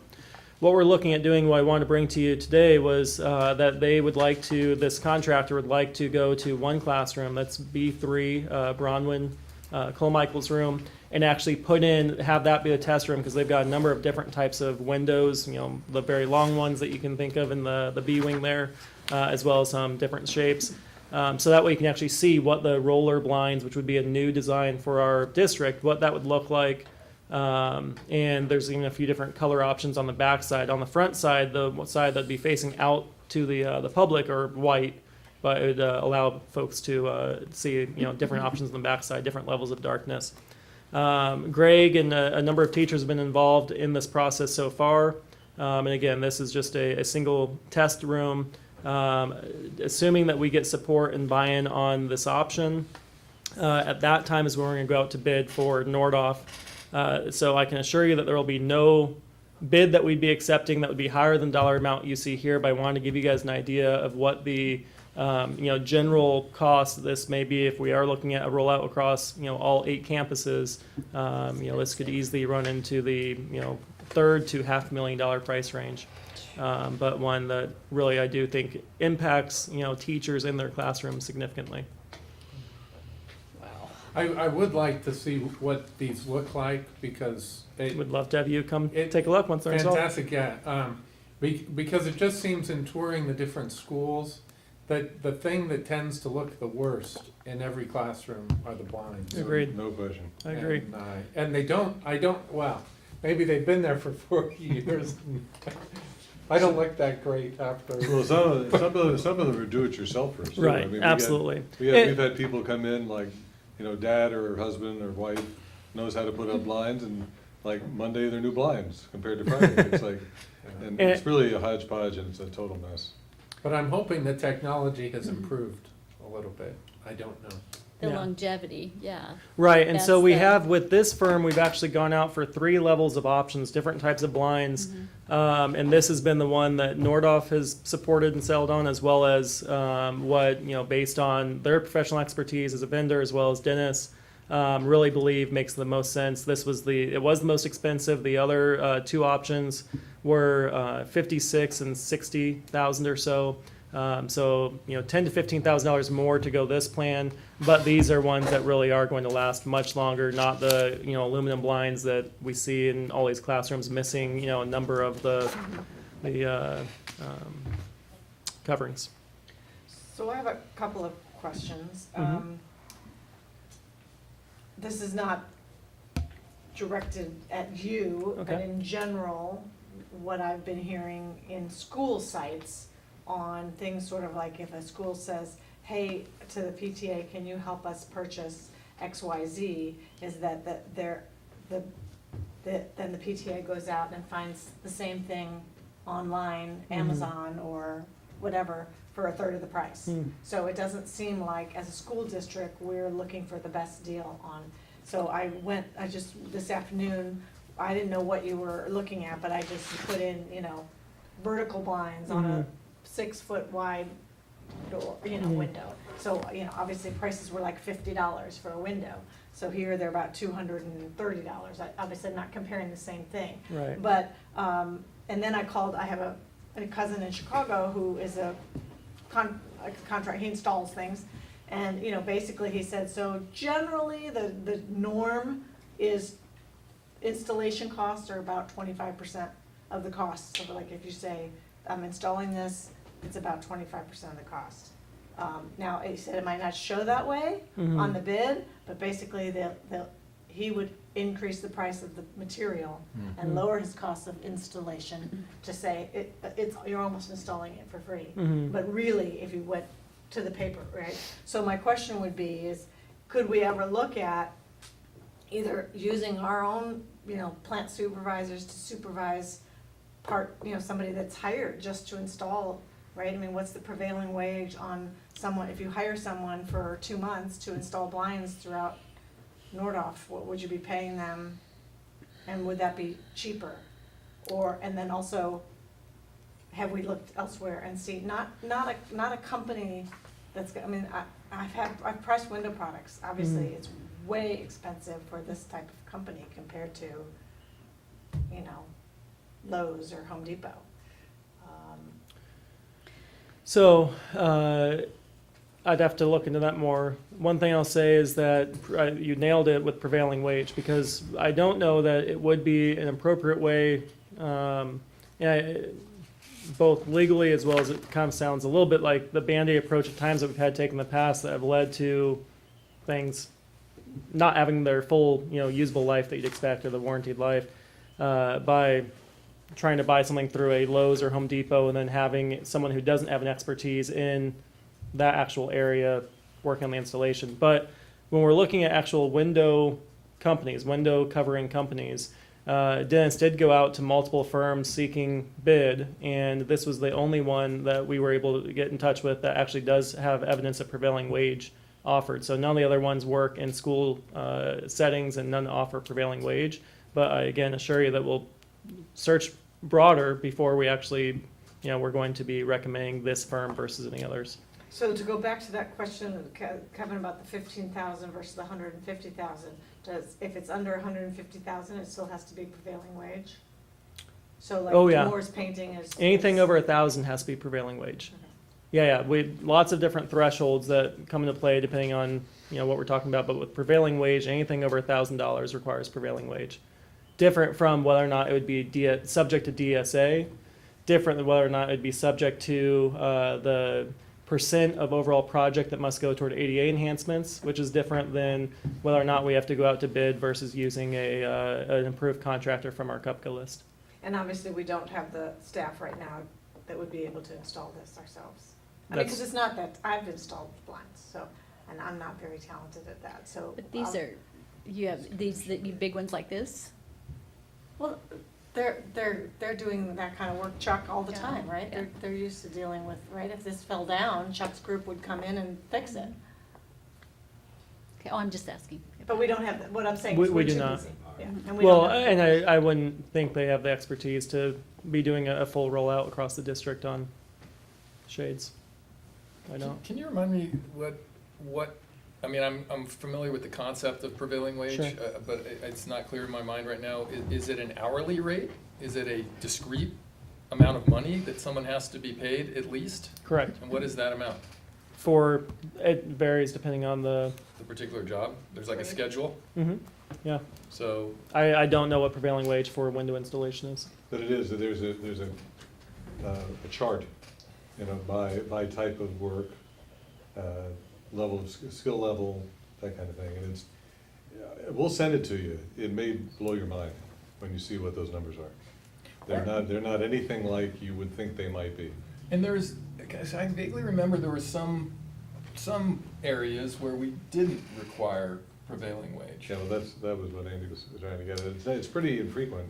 I can't imagine, other than where we allow just a full donation, You know, We as a school district and then prevailing wage is not what we pay. I mean, I guess if we hired a person, then we could pay that person prevailing wage, right? But if you hire a firm, then that firm has to pay its employees working the job. right, and at then they least the submit to prevailing- us their actual payroll. We receive a full packet payroll. They have to submit to the state, and we also confirm with the state. We have to go onto the DRR website. But for example, let's just say, take this project for a minute.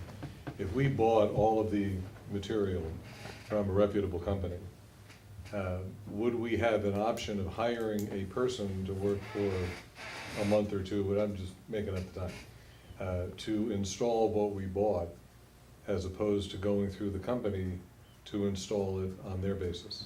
On their, As an addendum to that question, what warranty coverage would we give up if we hired our own person versus a Exactly. company? But you know, when I hear stuff about warranties, I just think about the reality that, you know, we've had work done in this district that never got DSA approval, and we're not even getting anything back from the guys who did the work without getting DSA approval. So whether we ever use a warranty,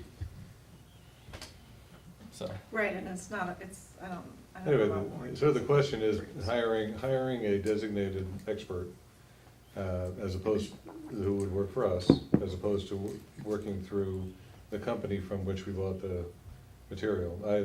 I have not had much experience with that. Most of the time, the people who provided the material are the ones who did the work, because that's their business. Right. But these are all good questions. We're not gonna start this tomorrow. Right. It's just a matter of getting the ball rolling and trying to get, like, Thane wanted to come see what they look like, right? Absolutely. So- And then to go back to Thane's question, I did see Balfour Beatty's name on the windows. So is there'd be a percentage, well, not a percent, but they would be helping this project along. So yeah, they're the ones who've been working so far with window products. We've had Russ involved. We've also, like I said, we've assembled a team at Nordoff to, as far as staff who want to be involved in the decision-making process. But as far as the individual who's working with the window contractor, it's Balfour Beatty. So would this be the kind of project that this position that we're recruiting for would oversee? Absolutely. So how much involvement, and maybe you can't answer this, but, so in order to get us to the point where we are here, or the grounds building and the chaparral building, we need help, right? Because we don't have anybody to turn to, we don't have any internal person. So we're still at this, and you know, we're at this juncture and junction of what Mike just asked about. You know, if we're able to find that person to have on board, again, we talked about supplanting a good part of Balfour Beatty as opposed to supplementing. Might be a little bit of both, but absent Josh Brown too, we don't have anybody to turn to. So my question is, and I don't know the answer to this, once we start on this project, now Balfour Beatty has gotten us this far. Correct. Once we start it, right, let's just say we go with this company or some version of this company and an expert to install, how much involvement would we need from them after that? Again, flex in and out depending on our internal capabilities. So if we had the person hired, then there's no assurances for Balfour Beatty that they would be involved for a single minute during the installation. Right, that's what I'm saying. It'd be all dependent It on doesn't sound like, our internal you know, if we, capacity. for example, if we hired this company, they have the expertise Right. to go from soup to nuts and get Sure. it done. We don't need someone watching them Right, do it. and this would be, actually, yeah, that's a very valid point. This is not the sort of thing where Dennis would be standing around No, you don't. 8 hours a day watching a few window Well, even blind coming in to installers. inspect it, would we need him to inspect it? An inspector. He's not this. No, but I mean, I'm just saying, right, if somebody says, okay, we're done with your project, generally, Josh would go and say, oh yeah, that classroom was Yeah, done. yeah. Well, that's a good point. So Or hey, you put it on backwards. when you hire a company, you know, you then are the ones who are the recipients of their work. You'd like to have someone else, right, look at it and say, that's the way it should be. And, you know, if you have an internal expert, go back to the bond overseer, right, if that person had that expertise, then that's the person to whom we turn. Absent that person, in some cases, we need some expert. Correct. Right, to say, yes, right. So anyway, I think the point of these agenda items was to give you a sense of, you know, we want to start moving forward.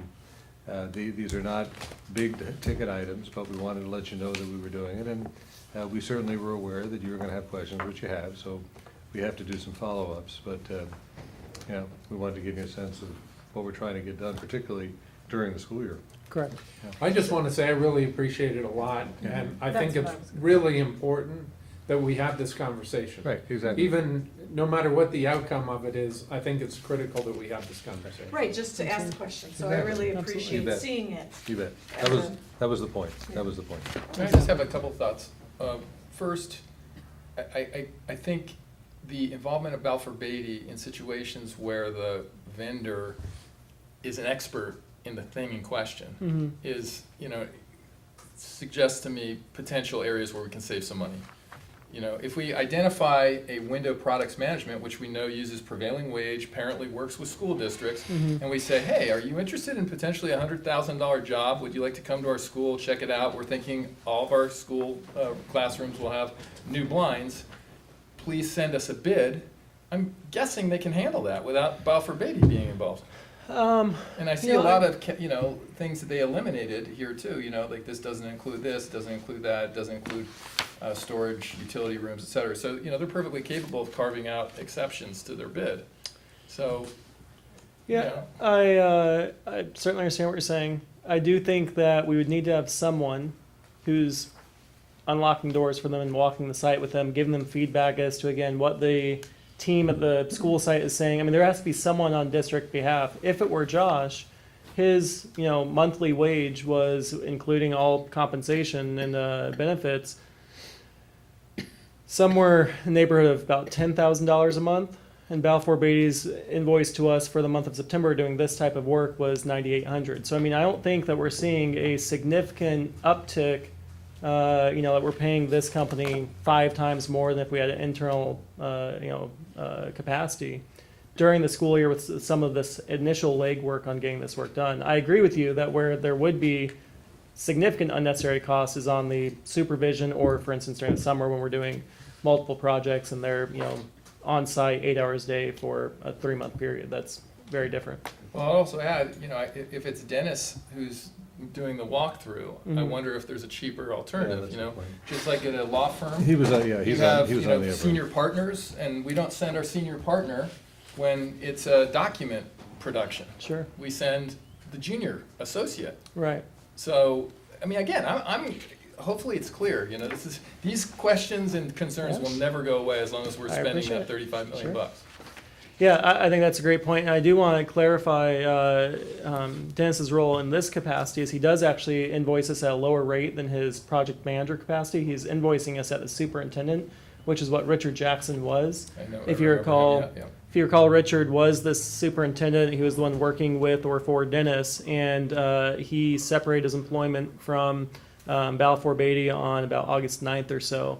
And so since that time, Dennis has flexed in many roles that Richard would have previously been serving in. But when he does that, he does invoice us at that lower hourly rate. And he's only going to be doing that as long or until they actually find Richard's replacement. Right now, they are quite short-staffed at Balfour Beatty and working on filling a number of positions. And then my only other thing, because it came to my mind, was, you know, we're talking about potentially putting in energy efficient windows, obviously, as a Measure J project.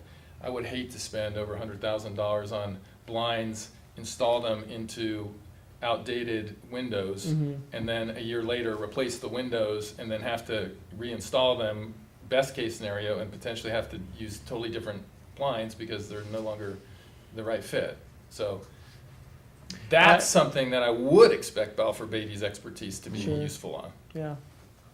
Yeah, I'll go back and look. I don't recall window replacement being a significant priority that had been in the needs assessment or in Josh's work, but It actually wasn't. I thought there was some talk of efficient, so fair enough.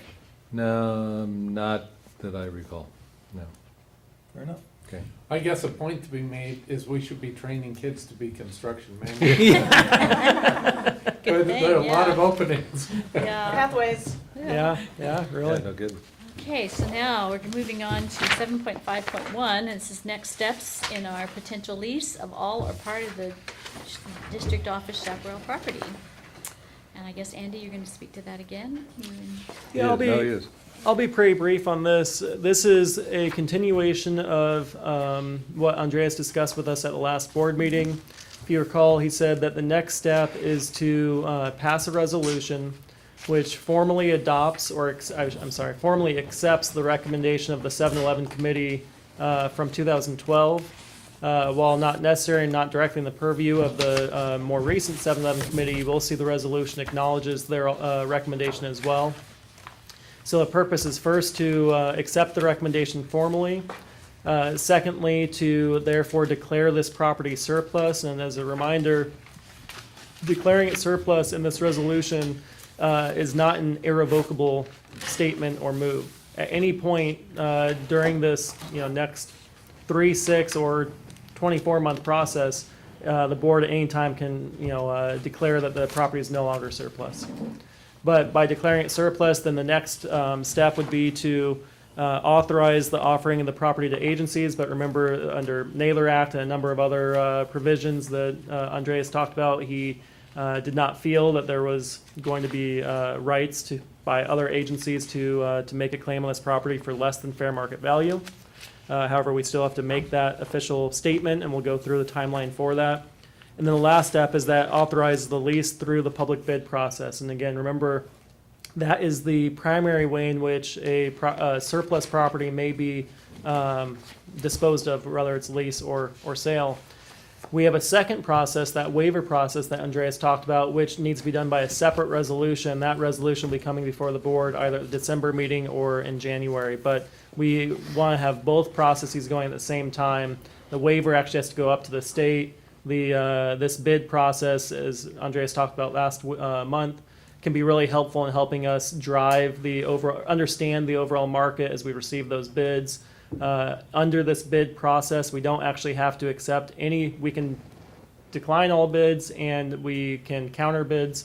We also have the ability to again, negotiate based on someone's offer, but we are not required based on this bid process to accept simply the highest dollar value offered to us, without consideration for the purpose that it's going to be used for. So we still have the ability through this process to be selective in the type of development that may occur here. And to withdraw from everything. And to withdraw from everything, correct. But this is the first step that must happen in order for us to go down this path.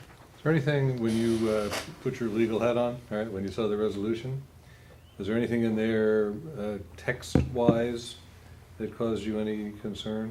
Or is it pretty There wasn't. pro forma, boilerplate? Yeah, I mean. He's done this a few times before. A lot of times, yeah, he's done this a lot of times, yeah.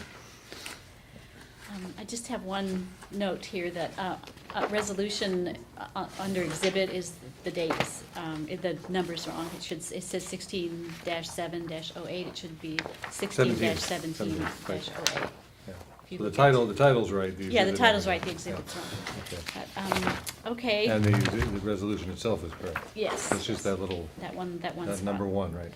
Okay. Do we have discussion about this? Anybody have any thoughts on this that they want to talk about? One other question, just for some clarification, on page 3 of 7, the whereases, that we do not intend to lease it for this particular purpose and that purpose and the other purpose. I just want to get clarification on this offering to other entities. Okay? The way I read this, it's not the fact that we're leasing the property that exempts us from offering to other stakeholders. It's that we are not using or intending to use the property for a particular purpose that exempts us from making those offers. Is that correct?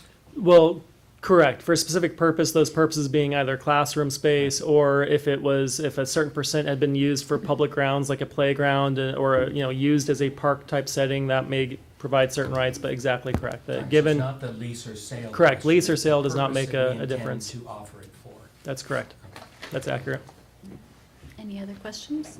I have a few. Mhm. So I went back and looked at the old 7-Eleven report that this is predicated on from 2012. One of the first things you note when you look at that is the incredible number of OUSD related people on that committee. You had 2 school board members.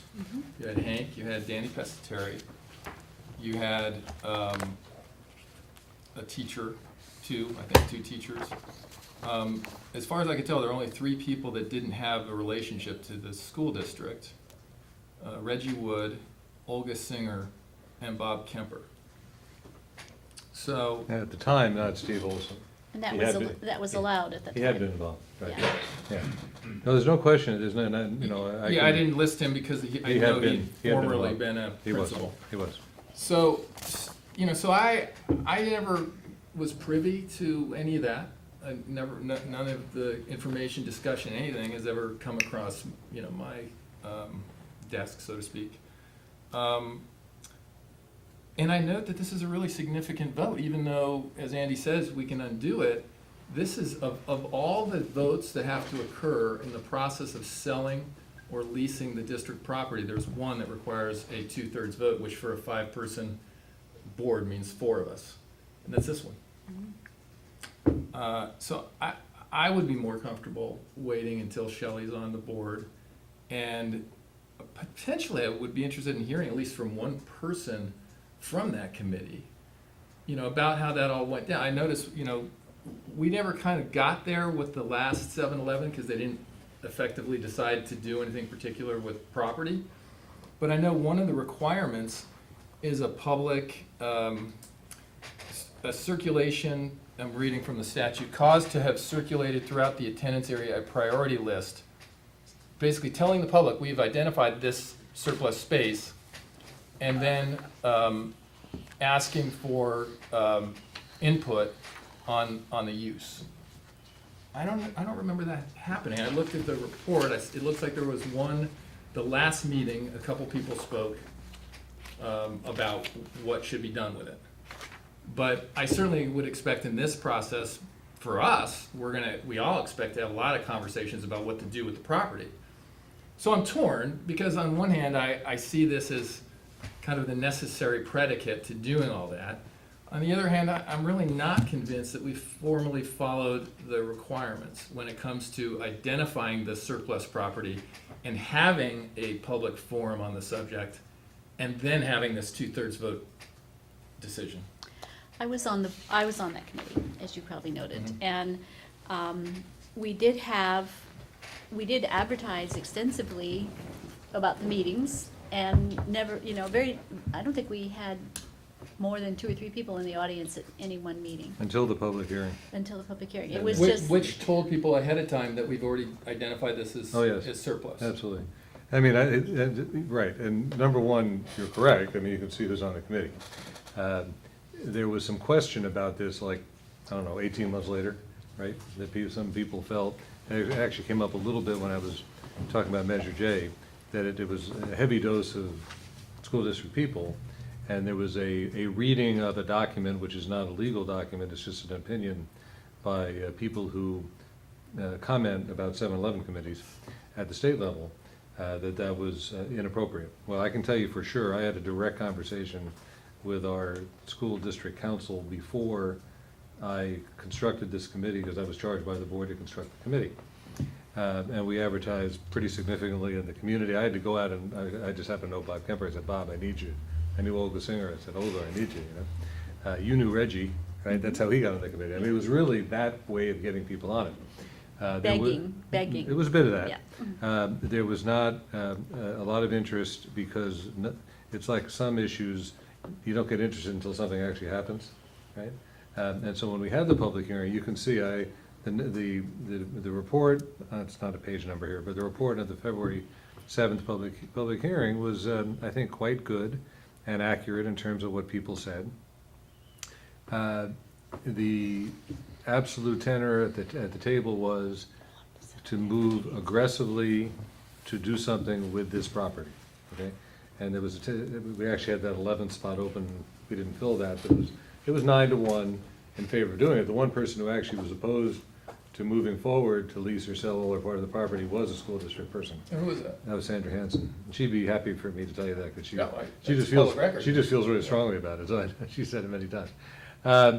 So in retrospect, I would say that a 10-person committee that was more like 8-2 or 7-3, something like that, I would have preferred that, but you don't always get what you prefer.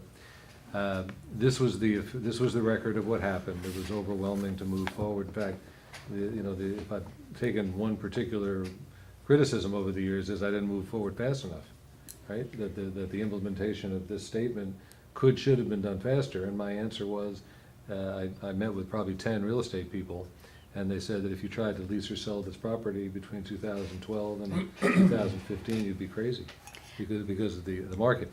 But here's the thing, this is the committee report. If this board now doesn't want to move forward on the issue, this board or next board, call it December board, okay? We don't have to do this today. If you want to do it December 6th or January, whatever, no problem.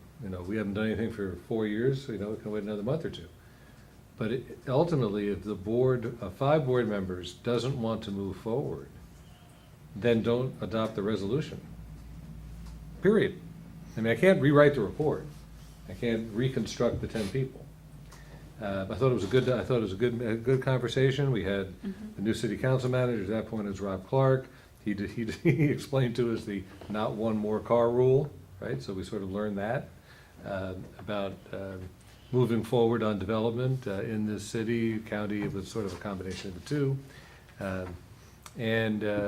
The one thing that was interesting as you read the report, because I had to reread it because I knew you asked for it today, I needed to be reminded that actually the vote of the people who wanted to move forward was about split, lease or sell. I remember there were a lot of people said we don't want to be landlords, and other people said we don't want to give up our land, but we want to do something here. So my sort of summary statement would be that unless you want to have another 7-Eleven committee on this property, and you decided in March of 2015 that you didn't want to do that unanimously, that was a vote, right? Yeah. Okay. So absent that, this is the report. But if there's not an appetite on the part of this board to move forward to find out what leasing would look like, It's an exploration, Then it's you- not. then- That That's color sort of is where I am. helpful, and I said, Yeah. when I made my comment, Right. my interest might have been to hear from a person Yeah, unaffiliated with the district who was on the committee. right. I didn't suggest that I wanted to start a new 7-Eleven committee. Yeah, no, I know. So, but that would be yeah. Bob, Reggie, Olga Moon. Bob or Reggie, Bob or Reggie. everybody else is gone. And the other, I'll finish up, I'm sure you guys have comments, but when. But Olga has a phone. And the other thing is that at the end, the recommendations included a district master plan for facilities and an analysis of moving off this property. Correct. Now, we have had an analysis of moving off the property. And I guess we're all sort of, like we often do, assuming it'll all work out. If someone offered us $50 million to be gone by tomorrow, we'd probably figure it out. But I have to say also, it's a little uncomfortable to me to make the decision that this is surplus property without actually having a plan for exactly what we do. And we don't have a plan. We got, Andy's discussion of some things that would be easier and some things that would be quite difficult. But I don't know about you guys, and I don't have a perfect memory. I recall it was left pretty. There It was just some very significant challenges. This report. One of the things that's interesting too, and Jonas is here. Thank you for coming, Jonas, again. Okay. Now at least we're talking about your That's subject. right, yeah. So we learned a little bit about the very different views between Ted and Jonas as to what would happen here. And I'm not going to go into all the details because that's more privilege for them. But one of the things, speaking to your question about what it would cost to move in order to, in one of the two plans, we would move out much less of what we do here than in the other plan. Okay, so we could stay and do some things more in one plan than the other, which may or may not be attractive. I mean, maybe it's more attractive just to move because I assume would generate more revenue. So to me, there are just so many unanswered questions. The point that I raised with Linda and Jane back a week ago yesterday, was how do you feel about momentum right? How do you feel about keeping the issue moving forward after we had the lawyer's report in October? I obviously feel the momentum, it's the right time, we finished the elementary school plan, what's the master plan for the district? It's just not that complicated. You know, we're not that big, we have 5 elementary schools, we're gonna have a junior high and a high school, and Chaparral's here. That's the plan. Yeah, we completed a major part of it Yeah, with it's, I mean, our discussion I could of write, this I could elementary write, school. you know, there are a couple of people who keep sort of bugging me about the master plan. I could write a master plan in a day. It's not complicated, okay? So what we needed to do is, we needed to figure out the elementary schools, we did that. We got the lawyer presentation, we did that. And I think this is a logical next step. Whether we do it in November or December is not important. And I think, Kevin, to address your questions, the makeup of the committee does not concern me, that if we've missed some points, that does. And I think we can certainly fill those in, like I think we could say, if we were to lease the entire property, here's the, maintenance would go here, nutrition services would go here, we just have a list of where they go. If obviously, if you don't use that particular part of the property, that piece would not move. And I think it would be important to do this, which is to get input from the community as to what they hope to see. But I would worry also that, I mean, what is our, does it talk about what is our requirement to meet that? I mean, what if everyone said, we want, we want We want it to be the rec a department. performing arts center or Yeah. something that, and that's it? Do we have an option of saying, well, sorry, Yes. we don't have anyone offering to build us a performing arts center? It's, you get, input is different than telling what you have to do. But the biggest issue we learned during the committee work, from Andreas, and from logic and just the way public sector bodies work, and we know that the biggest conversation will be with the city. Okay, and, that's it, yeah. It's the point that I make is, won't the process itself be very enlightening? for the Absolutely. decision, Yes. right? Yeah. The process itself will, the community will be part of that process, the city will be part of that process, and the bids and the way that they look at how to do this, and whatever financial consequence that would have for you, would be very enlightening for your decision, I think, so. Yeah, no question. I mean, this is, the adoption of this resolution, as I said, it doesn't matter whether it's today or a month, or 3 weeks from now. But the adoption of the resolution begins the process to start gaining that input. Otherwise, I mean, you could have a meeting without approving the resolution, but someone would say like, why didn't you approve the resolution? Let's just get the ball rolling so that we have a, sort of a legal construct within which we're obtaining input. Right? I And mean, is just- that fair? It's fair. Okay. And just as the last time when we had our request for qualifications and we got the proposal from Ted Moore, he was the only proposal and, so we didn't go through with it, because of the economy and the fact that there wasn't any other proposal that happened. And then his, I don't think he could get the financing anyway because of the economy. So, it's, you don't know when you make a decision how things are gonna fall out, but I think like Hank, we've started on this path and, we've waited all this time to move forward. It seems like it's time to move forward. And everyone seems to be telling us that it's time to move forward. Including our second 7-Eleven committee. Yeah. Obviously, that was their Yeah. main point. I mean, Andy, because I've asked you really to take the leadership on this, but my read of this and some other resolutions I've seen like this is it then presents the board with a, as I said, sort of an infrastructure to start obtaining formal information, input from city, from citizens, and you can say, well, we approved the resolution, and then before we can go very far on this, after this resolution, we need you to come tell us the kind of thing you were talking about, right? I mean, you could do it without the resolution, you just have a meeting, okay? But it seems to me that you're on a stronger board-directed path if you approve this resolution, and then, having done that, say, now we want to get input about what these acres might look like.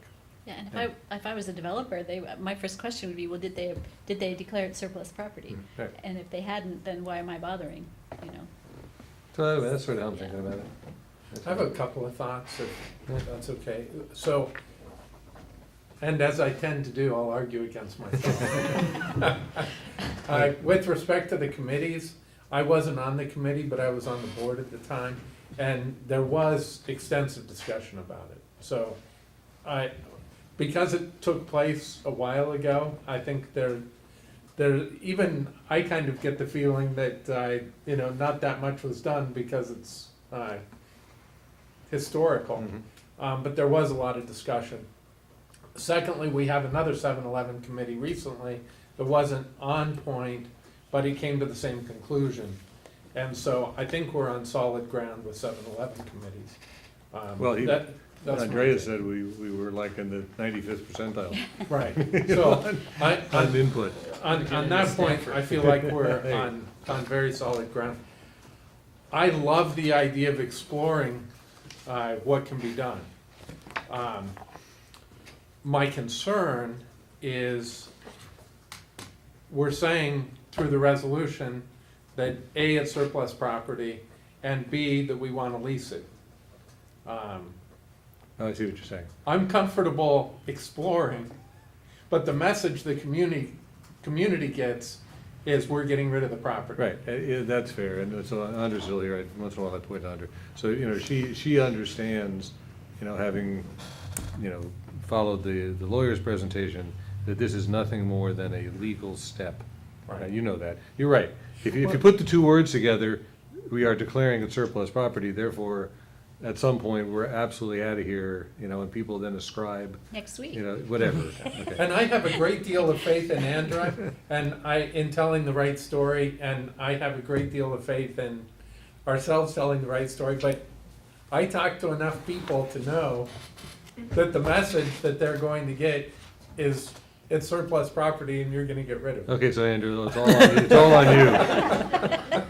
No, no pressure. Oh, that's the other issue. All right, let's start with the article, okay? Just as long as I'll you don't give say Tim a we call. suck. I'll give Tim a call about the headline, okay? I'll do a preemptive strike on the headline. Thank you, Kevin. But really, that's what it comes down to, because I feel totally comfortable exploring it. I feel extremely uncomfortable saying, this is surplus property and we're gonna get rid of it. Yeah. Well, we're not getting rid of it. Well, but that's kind of what we say. No, It's no, leasing. no. It's Well, we're leasing. leasing it, but, We're not even offering it saying to we're gonna lease. lease it. Authoring the offer. well, it says lease a whole lot. Well, I know, All come on, you've read enough legal documents. I know, but not everybody's gonna read this document, that's my point. I'm confident that the story will be told correctly. They can all call you. No, I'm confident it will be told correctly, Put I'm your not phone number. confident it will be heard correctly. Put Yeah, your I phone can't- number in the article. It's like what Kevin was saying about the soccer practice. It's a lot like that. Michael, did you have anything to? So I Sorry. have just a couple Wait, technical questions. Michael's got something he wants to offer. Oh, Yeah, sorry. it's just that I know that, I'm remembering, I think, that we discussed that we wanted to have extensive public hearings. Oh, yeah, Okay, I'm for sure. going to be Yeah, sure that and there was will be. I don't see that in here. I don't know that that's necessary because this is more of a legal kind of thing. But I think a lot of things concern is that this sounds like we're going right to, throwing a bid out or opening up a RFP. And I didn't see anything that was between the surplus and the bidding where we take a lot of public comment and get some of the specificity, I think, that Kevin is talking about. Because I think some of it, in terms of what moves and where it moves and stuff, is an evolutionary process. Depends on what we decide, if it's the whole piece, if it's part of it, and what a developer might be willing to offer us in relocation assistance, et cetera, which are all things to talk about as part of a deal. But before getting into any of that, I think it's important that the public understand that there will be at least an opportunity for a lot of feedback to us. Well, here's the thought, this, if it's okay with you, Sure. because you're the only one involved. Let's follow Kevin's initial statement, let's think about this as a December 6th agenda item. All we have to do is go back to Andreas say, go into your files and find a whereas or whereases that would indicate exactly what you just said. That the board, whereas the board intends to, okay? And then outline a process of public engagement, Okay. something like that. Does it sound? That sounds great. In all candor, my only reservation is I'd like to honor Linda with this vote on this last. That's why I said. This last Is thing. that- It's fine. See, I knew I'm that. fine with it. She's, Okay. as long as Sounds she knows good. we're gonna do it, right? Yeah. Okay, that's good. I had a feeling that was the case. Yeah. And Make I up your would, mind. Yeah, come on, give me a break here, I'm trying. You'd all convinced me that we could pull this back. I believe that we have a great working relationship, and I agree. You know, frankly, there's a part of me as this conversation went on where I said, you know what? We do need to light a candle a little bit under the butts of the stakeholders who even now are absent other than Andres. Yeah, I mean, there's no, we had I mean, this in the Jonas. agenda, and Jonas, sorry. there were no public comments about it tonight, so Yeah. No, I no, think that that's not, speaks. that's not surprising. I'm totally okay with you guys voting on it tonight, I have no objection to that. And I think to Thane's comment about what the public hears, I think that a couple agenda items coming up about having a budget discussion will help with what they hear. So just putting that out there. Yeah, I would also like, as long as we're putting whereases in, I am not at all comfortable with that we have a plan for moving all the facilities out of here. You I- mean, you don't think we do? We don't. Right, no, that's my point. is this somewhere that says we do? No. Well, no, but to declare it surplus without having a plan. Oh, well, that's a whole other issue. You know, That's just is a concern, I understand that there's a legal process. My point more is that I really don't like the process. Oh. I understand we have to do it, in order to explore, Yeah. but it really puts us in an uncomfortable position, because I know we talked about, we move this, we move this, we move this, but it seemed like we were moving a lot of those things to the same place, and we can't all go to the same place. right? Timeline, I mean, what time frame are we, I mean, It's- it's a it- year and a half to 2 It's years. long, it's Wait, very wait. long, it's long. Oh, I'm not saying we can't do it, I'm just saying. It's many yeah. years away Yeah. until the. I think Thane would, I hear what, I do understand what you're saying. That I just wanna lay these it things seems- out, yeah. It seems like it's sort of aggressive language. We're using aggressive language, which happens to be from our attorney, without being able to cross Ts and dot Is that fit that language. Okay, so, and I just think sometimes, you know, I'll tell you, you work with this all the time. I just think sometimes when you get into a process that's legally driven, you just have to adopt, I'm just gonna use the word boilerplate language that has been done hundreds of thousands, how many times out there? And I hope you were completely confident after listening to Andreas, that we are working toward being as unentangled as possible, to maintain as much flexibility as possible, to be able to step back, like Andy said, step back at any point when we want. I walked away feeling we're not doing anything other than just taking the next step. Right, and I agree with that. I just think it's really important that we make it clear, because we're a public body, we need to make it publicly clear that we don't really have a plan to move. No? We could, but we don't. We aren't necessarily gonna get to the finish line, but we can't make any progress Thank you. without That's a good way of putting it. taking this step. And that's what I said, and I know Andrew's gonna do that right. He's doing it. So are we voting tonight, or are we? Well, we I'm have- getting I'll make a confused. motion after I ask my one question. Okay, ask your question. We can yeah. do it without the new whereases, I Okay. promise. you. On page 3 of 7, is it? Yeah. Where it is? Yep. Yeah, the second whereas, Andy, this is just a technical question. The board does not intend to lease the property specifically for use as childcare and developmental services, but we really don't know what we're going to be using it for. So that's because if we were intending to do it for that, then it has the Naylor Act possibility of us having to offer it at a reduced rate to, So we have you to know, say to developers, don't put any childcare on the property, basically. I think it's almost all childcare, isn't it? I mean, wasn't that the point? It's not just a little minor piece of it. I believe you're correct, but I can't say with Okay. certainty. I would say that the likelihood of this being a It- childcare I know. development. Well, it'd be the current, It's it'd be the so current, low. it'd be the current buildings. It wouldn't matter if someone were to add an additional structure that was used for childcare. It's saying that we're not leasing, the whole idea is that we're not leasing this as a classroom to a charter school, or leasing it to a private school when really we should be offering it to a charter school, that sort of concept. So if a developer were to add a gym and within that fitness center, they had a, childcare, that would not in any way be a violation of what we're talking about. So, Anyway, but that's a perfect example of sort of that boilerplate language. I'm positive he didn't write this from scratch. And actually, I had a note there. It says that the property does not consist of land which is used or has been used for school, playground, playing field, or other outdoor recreational purposes. Obviously, elephant in the room being the skate park. Yeah, so I really appreciate you pointing that out, Yeah. because that is a tremendously important detail that I've left out. The 7.54 acres does not include the skate park. Right.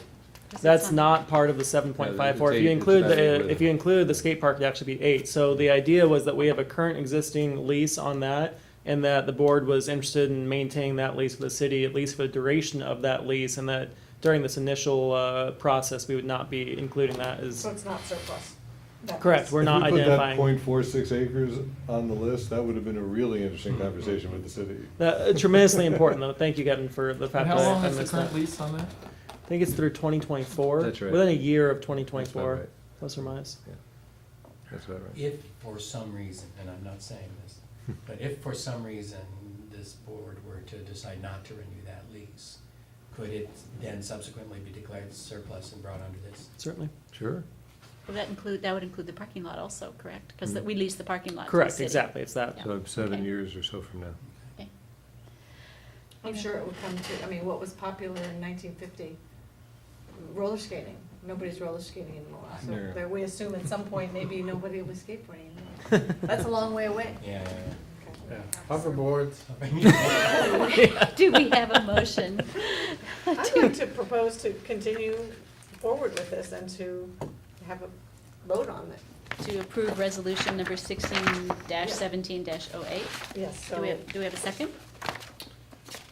You know, I think more whereases would make it more clear, but don't think they'd make a bit of difference in, So does that mean you're in seconding? what we do. will we get Michael or Kevin? So I would be willing to second it. Okay, all in favor? Aye. Aye. Any opposed? Okay. I just want to make one request. Congratulations, we're gonna lease the property. Oh, sorry.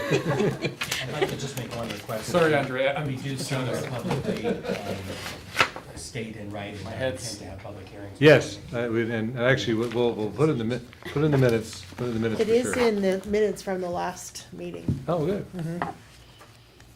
From Andreas's presentation? From I thought there Andreas's was. discussion. I thought he did, Yeah. but now, but he said it, now But we'll do it now. we need to reiterate it, okay. Good. So 7.5.2, Measure J update. So Mr. Cantwell is going to. Yeah, I just wanted to, the first goal here, I think we've actually already accomplished a bit in the prior agenda items, and that was to make sure that there was a clear understanding of exactly where we were in the process toward completing projects for this upcoming school year. In the September board meeting, I brought to you a priority list, and I recall during that meeting, we talked about, these are priority projects that have been identified through a number of different means. This list is not going to remain in its current form all the way through the summer. There will be some things added and some things that will be removed as we go down the path toward, or as we complete due diligence, and that we'll be bringing everything back to the board to notify you of the significant projects, again, identified on that list. So I just want to make very clear, again, where we are is still a due diligence phase. Each of the projects that we identified on that list on September 20th, we have been working on to some extent. My goal is that just as with these items in the 7.4 portion of our agenda, that as we get more information, it's getting to the point where we actually have bids or we have quotes, we have harder budget numbers, they'll be coming back to you. So just wanted to again assure you that all those items are still being worked on. As they are ready, we'll bring them to you. But at this point, it's not a single item on that list is presumed to have already received board approval and is with certainty going to be completed this summer. Certainly not, well, just two things I'd like to have you talk about. Where are we on cargo containers? And where are we on the relationship between tonight's meeting, next COC meeting, our subcommittee meeting that feeds sort of into the COC, Measure J subcommittee? How do you see those interrelating, time-wise? Right, so we're looking at a Measure J subcommittee meeting the week of the 30th, that's the week following Thanksgiving. COC meeting likely taking place on the back end of that week as well. Jeff has been working with the COC to try to get everyone's availability and schedule that time. During the subcommittee meeting is when I will be presenting far more detailed information to that group on exactly what level of due diligence we've completed. Jeff is going to give some broad strokes to the COC, but we're also going to make sure the COC is functioning in in the role that statutorily it's intended to. So, primary purpose of that meeting at the back end of that week is going to have them review our prior expenditures, going to talk to them again about general strategies and the plan going forward. Make sure that they understand also just statutorily what the steps necessary for them to complete are. So. Those will both be preceding our December 6th board meeting. With regard to the cargo containers, I did not feel it's appropriate to bring to you until we have a very clear option B. Meaning, if we are choosing between modernizing buildings, replacing buildings with cargo containers, what would it cost to simply modernize? And I talked to you back in September about my belief that when we pencil out all numbers, that there will be a persuasive argument, not just from a excitement standpoint or a flagship, initiative that the community can rally around, but also from a financial standpoint that we will see that it, makes sense to rehab or to replace one of these buildings with a new structure that has a 100-year lifespan, as opposed to trying to continue to band-aid some of the current buildings. So Dennis and I have still been working on that due diligence, again, going out and really building those scopes for each of the two projects. And my goal would be to have at least the scopes and the beginning budget numbers to be brought to the board. My goal is December, although we may push back to January. We'll see as the next few weeks come. Could I just comment quickly on that? There are a lot of exciting things about the cargo containers, the life, it looks like they're really interesting. Mm-hmm. I just want to make sure we really nail down, talking about surplus, are we really replacing buildings that need to be replaced? Sure. Could we just close those buildings down? Do we absolutely need them? So I really want to make sure we have an answer to that. Yeah. And then number two, as great as they are, the thing that's always in the back of my mind is we have schools designed by famous architects, and we're talking about replacing that work with a cargo container. And I just want to make sure we're really careful about that as we move forward. Mm-hmm. And my two concerns are, so, I don't wanna always be down on them, but the Balfour Beatty estimates for our Measure J were way off. So to use them to help us determine what would be the cost of renovating a dilapidated portable concerns me. And then the second thing would be to find out, so these companies who are experts at installing these cargo containers, what is their expertise? Like, what, is there a need for architects? Is there a need for Balfour Beatty? I would like to hear, somehow. So from them or they from the actually other are not experts on installation. They're experts on building the classrooms. The excuse me. We do have interviews this Friday with architects. Every school district that has either built these or is in the process of building also works with particular architects. The two top ones we've included in our RFP process, so we'll be interviewing them on Friday. There's no ability to escape the need to use an architect because we have to go to DSA for the submission. Even though the units themselves are DSA pre-approved, you still have to get DSA to sign off on the path of travel to those classrooms. You still have to have them sign off on the way in which they are installed onto the campus, that the, 18-inch crawl space that you're required to have underneath the buildings was properly, completed. All those sorts of details that the architectural designs must show. So we will So still. this company just takes this thing and cranes it in and slaps it down, basically. It's kind of like a. Well, rebuild. they're creating the actual entire classroom off-site. So the classroom is prefabricated off-site and then it's brought on. And from the pictures, they build a foundation and they do a lot of. Do the plumbing and the So that's electrical. not actually the Growth Point is the group that builds the classrooms. Growth Point is not the one who will lay that foundation. Okay. That you end up using separate contractors for. Yeah, they're not a general contractor, full purpose doing all those sorts of details. They're focusing on creating prefabricated modular classrooms for installation. I mean, I will tell you all, other than Michael, who presumably knows this because you're on the Measure J subcommittee, looking at these bids from the different architects or proposals, the amounts of money is astounding. I mean, you're looking at give or take 10% of the first $500,000, some, slight reduction up to $1 million, some slight reduction up to $4 million. You're looking at potentially spending $500,000 on an architect. So those are So it's, state dictated prices that are the max on what they can charge, and so we absolutely would. The expectation would be that we'd be entering negotiation phase once we're in the process of selecting a firm, knowing that these without doubt require less. That's the same price that they'd get for any new construction. We know there's no question there's more work required if you are doing a completely new concept on a blank slate compared to being responsible for again DSA submission, other work when it comes to a prefabricated building. So I mean, you're- actually, I think their rates are higher for modifications of pre-existing buildings than for That's new. correct. Right. Yeah, that's correct. So that would be my question, if we're just modifying the buildings, we still need an architect? That's correct.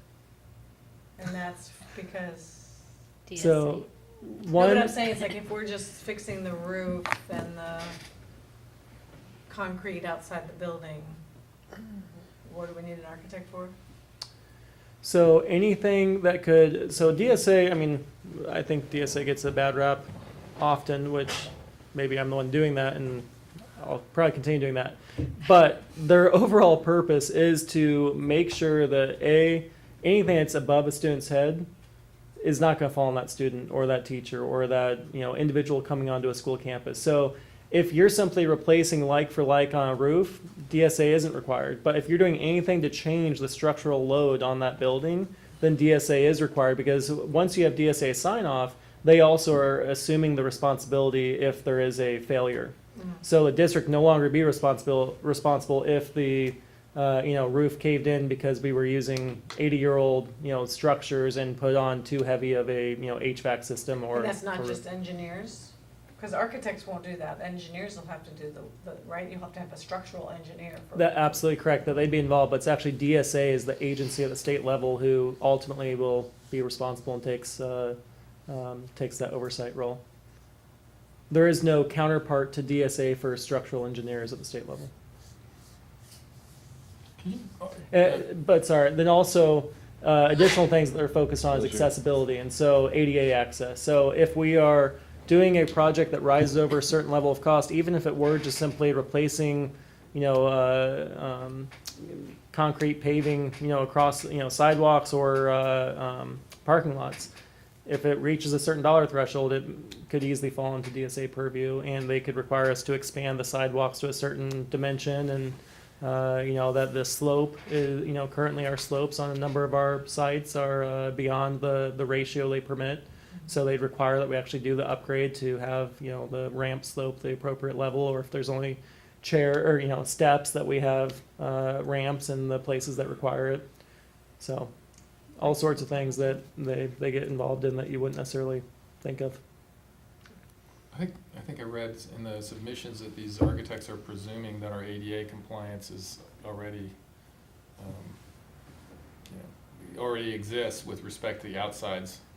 Right. So they're just gonna put in the cargo classroom and assume, I mean, at least Well, the response made that statement. The reality is very far from that, and Yeah. we know that. What, could you give color on this idea that their bids somehow reflect the government maximum or something? You said that they're something about that they're. Yeah, so their DSA actually is the one that, I believe it's DSA, I could be wrong, but my understanding is that it's coming from the state as to what, for public works projects, what the wages are intended to be. For an architect, for a professional? It did seem like the different bids are different. I mean, there's some are bidding lower and higher. Mm-hmm. Anyway, well, we'll discuss it. Yeah. All right, thank you. One thing on that subject, could we add just in our monthly board package, just a, Measure J, amount spent so far, how much is, how many, the bond that's already been sold, how much, we've got, how much we've got left to still seek in terms of bond. Are you saying as an agenda item? No, just Friday part of letter. our consent calendar. Or the Friday letter you're talking about. Or a Friday letter, whatever, just Friday somehow, letter, yeah. Information. Ongoing information about Measure yeah, J. a spreadsheet. Okay, that's good. No problem. All right, so 7.5.3, this is Jane and Kevin, you're going to talk about a budget session, special budget session. You guys have been discussing that, and this is an action item. So we've been talking, as we all know, about the idea of having a kind of freewheeling community discussion about how we spend money in the district. Jane and I have had a couple conversations about, how this would go. My idea, and I'll only speak for myself mostly just because my memory is bad. We have discussed it. I have no idea what she said, but I'm sure it was smart. Sitting around, circular table kind of scenario, talking, and maybe the beginning part would involve some presentation aspect, the size of our budget, the difference between the monies that are can be used for anything and the restricted monies. Just kind of a general, like, this is how it works. ADA, how we get our money. And then The reserve. Reserve, right? Step and column for teachers. Yes, how exactly. So pretty much all the building blocks of how it is that our monies are spent every year, and then hopefully a discussion about some of the things that are kind of the variables, the things that we might or might not continue to spend money on, the areas where we have some discretion. Questions about, and again, I'm not so much looking to lead something or achieve some outcome or consensus on anything, but more, it feels to me like the kind of conversation that I wish already I've had more of as a board member. And I think we talked about, sort of finding out from this community of people what are they hoping that we're spending money on? I mean, what are the priorities of this community? Is it, ELA numbers, math numbers? Is it number of students? Is it library? Is it, teacher training? What are the priorities of our community? And are there any ways that we can help address those? And also to sort of, by sort of really zoning in on that is hopefully, promoting this culture of saving money on things that, we've always done that. We've always, when we get our budget, does the business office autofill some things that maybe we don't really want to autofill anymore? We always have this amount discretionary so that last minute Hank can hire an aide in a classroom. Is that a great way to continue? We obviously know we need funds for a broken pipe. Those kind of things have to be discussed, but and we might discover there isn't, and I think that's just as valuable for the community to see. We don't have a lot of give and take in areas where, if you're at home, you could say, well, we're not gonna go out to dinner anymore, and we're not gonna have HBO, and then we'll be able to afford our vacation next summer. but can you do that in this district? I don't know. If you save $100 on HBO, can you go to Hawaii? Are you planning to invite specific community members to this? I don't know. I mean, I I think mean, that would be a good idea. yeah, I You know, mean, get them, you know, get a core group of people Well, when who this are is- not involved with the schools, Yeah. or who may perhaps have had children, you know, at some point. Yeah, I mean, certainly publicize it. Yeah. And Yeah, it's not encourage a everyone to committee or come, anything. but Right. in terms of, yeah, I mean, potentially inviting particular people to come and, sure. I think that, like when you did the sixth grade committee, you actually had a committee, but then it was just anybody. I That's mean, I right. wasn't on the committee, but I came and I participated in everything. Yeah. I don't even think we would have a committee on No, that. just It would just certain be- specific Yeah, that people who was- might yeah. bring up the idea, you know, who perhaps have had experience, maybe someone from the city, or, you know, someone from the medical community, or someone from the, you know, I mean, there's a lot of, you know, some from the different religious groups in town. I just think it might be nice to have some core people that could bring other people with them. Because Yeah. I think if you just, I mean, I'm thinking if you say, we're gonna have a meeting,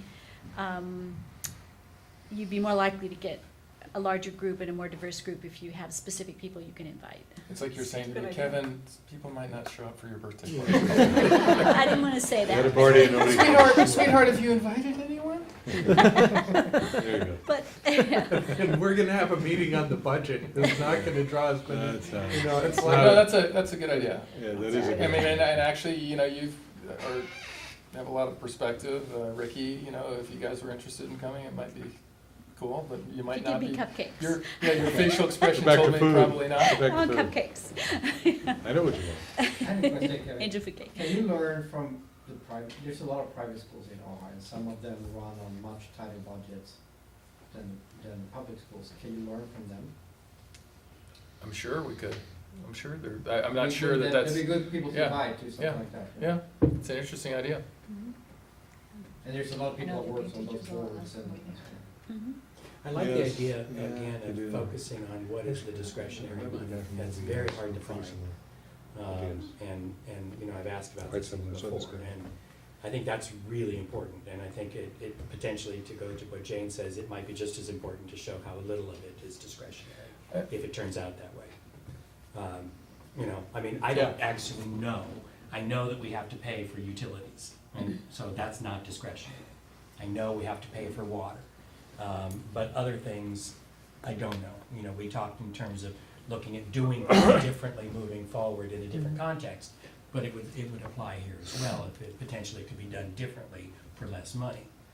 The But part if that I'm a you- little confused about is asking the public for what their priorities are in their educational activities, because I thought that's what LCAP was, or the LCAP activities, was how do we spend our LCFF and all of that. Conceptually, it is, but it's really, it's much more of a rote state mandate, you know, Okay.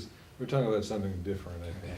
Well, and I'd also say, I think you're generally right, and anytime you can get engagement, you know, oftentimes you know, I have friends I meet with, and the conversation's always the same, you know? I mean, these subjects are the ones you talk about, so, I think you're right, I think we might bleed into some of that, but great.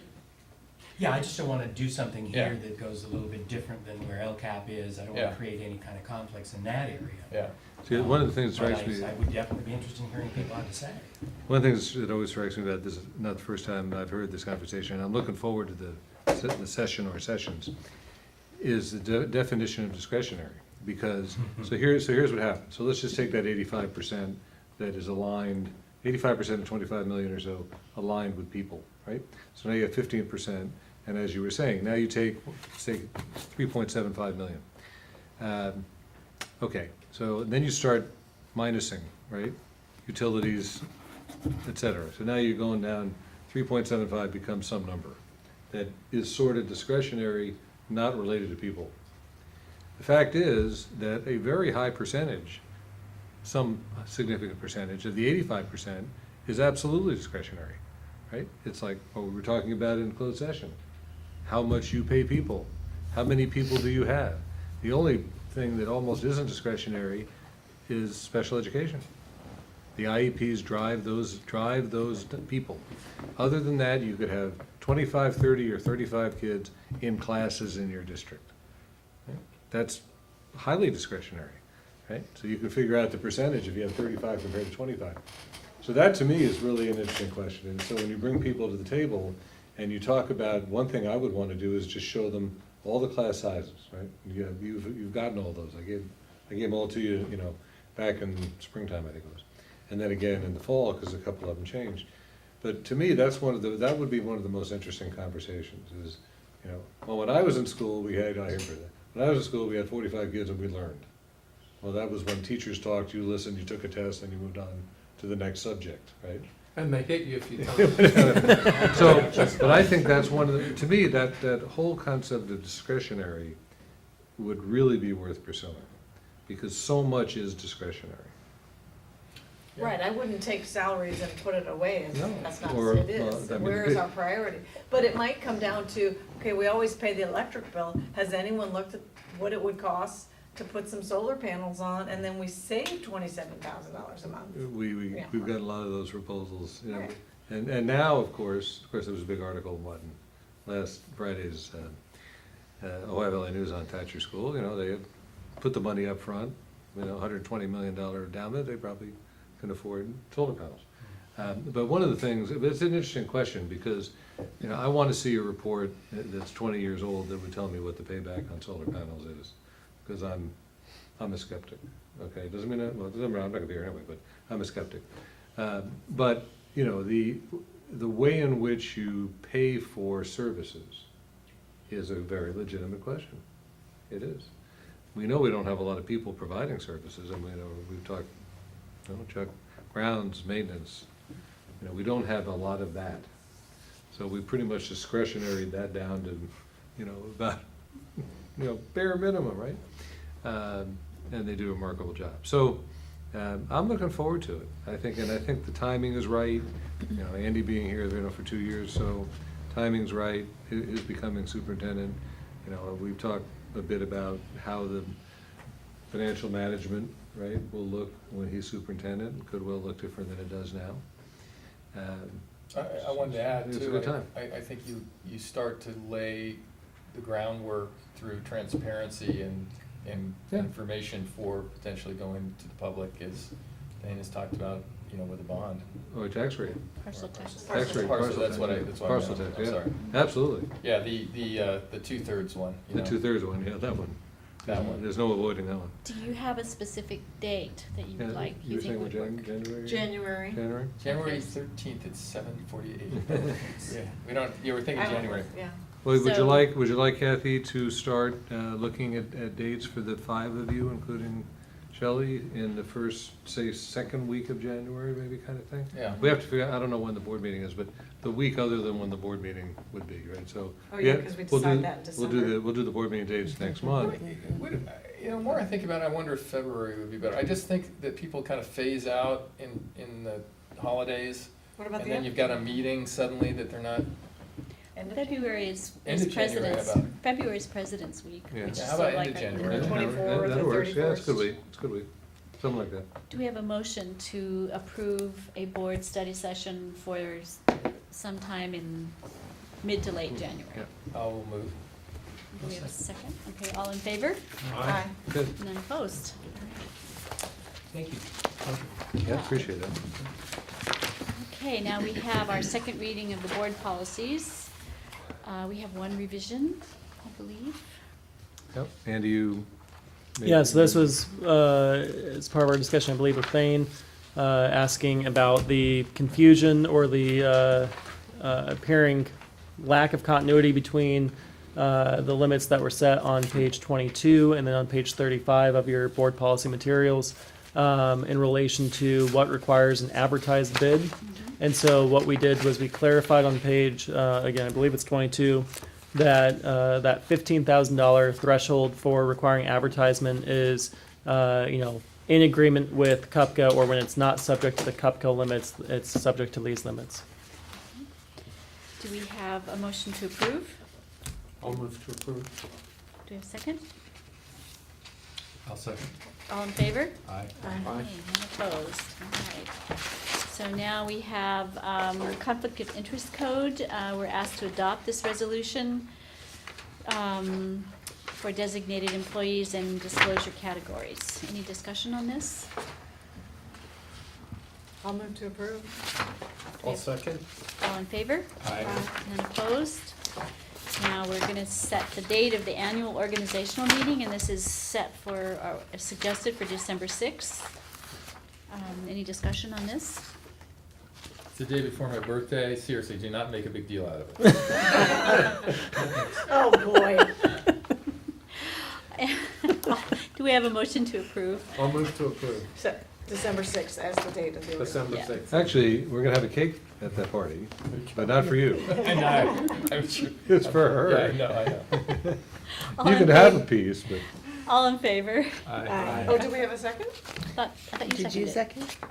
I thought you did. Oh, She was in. okay, are you seconding Is there a it? second?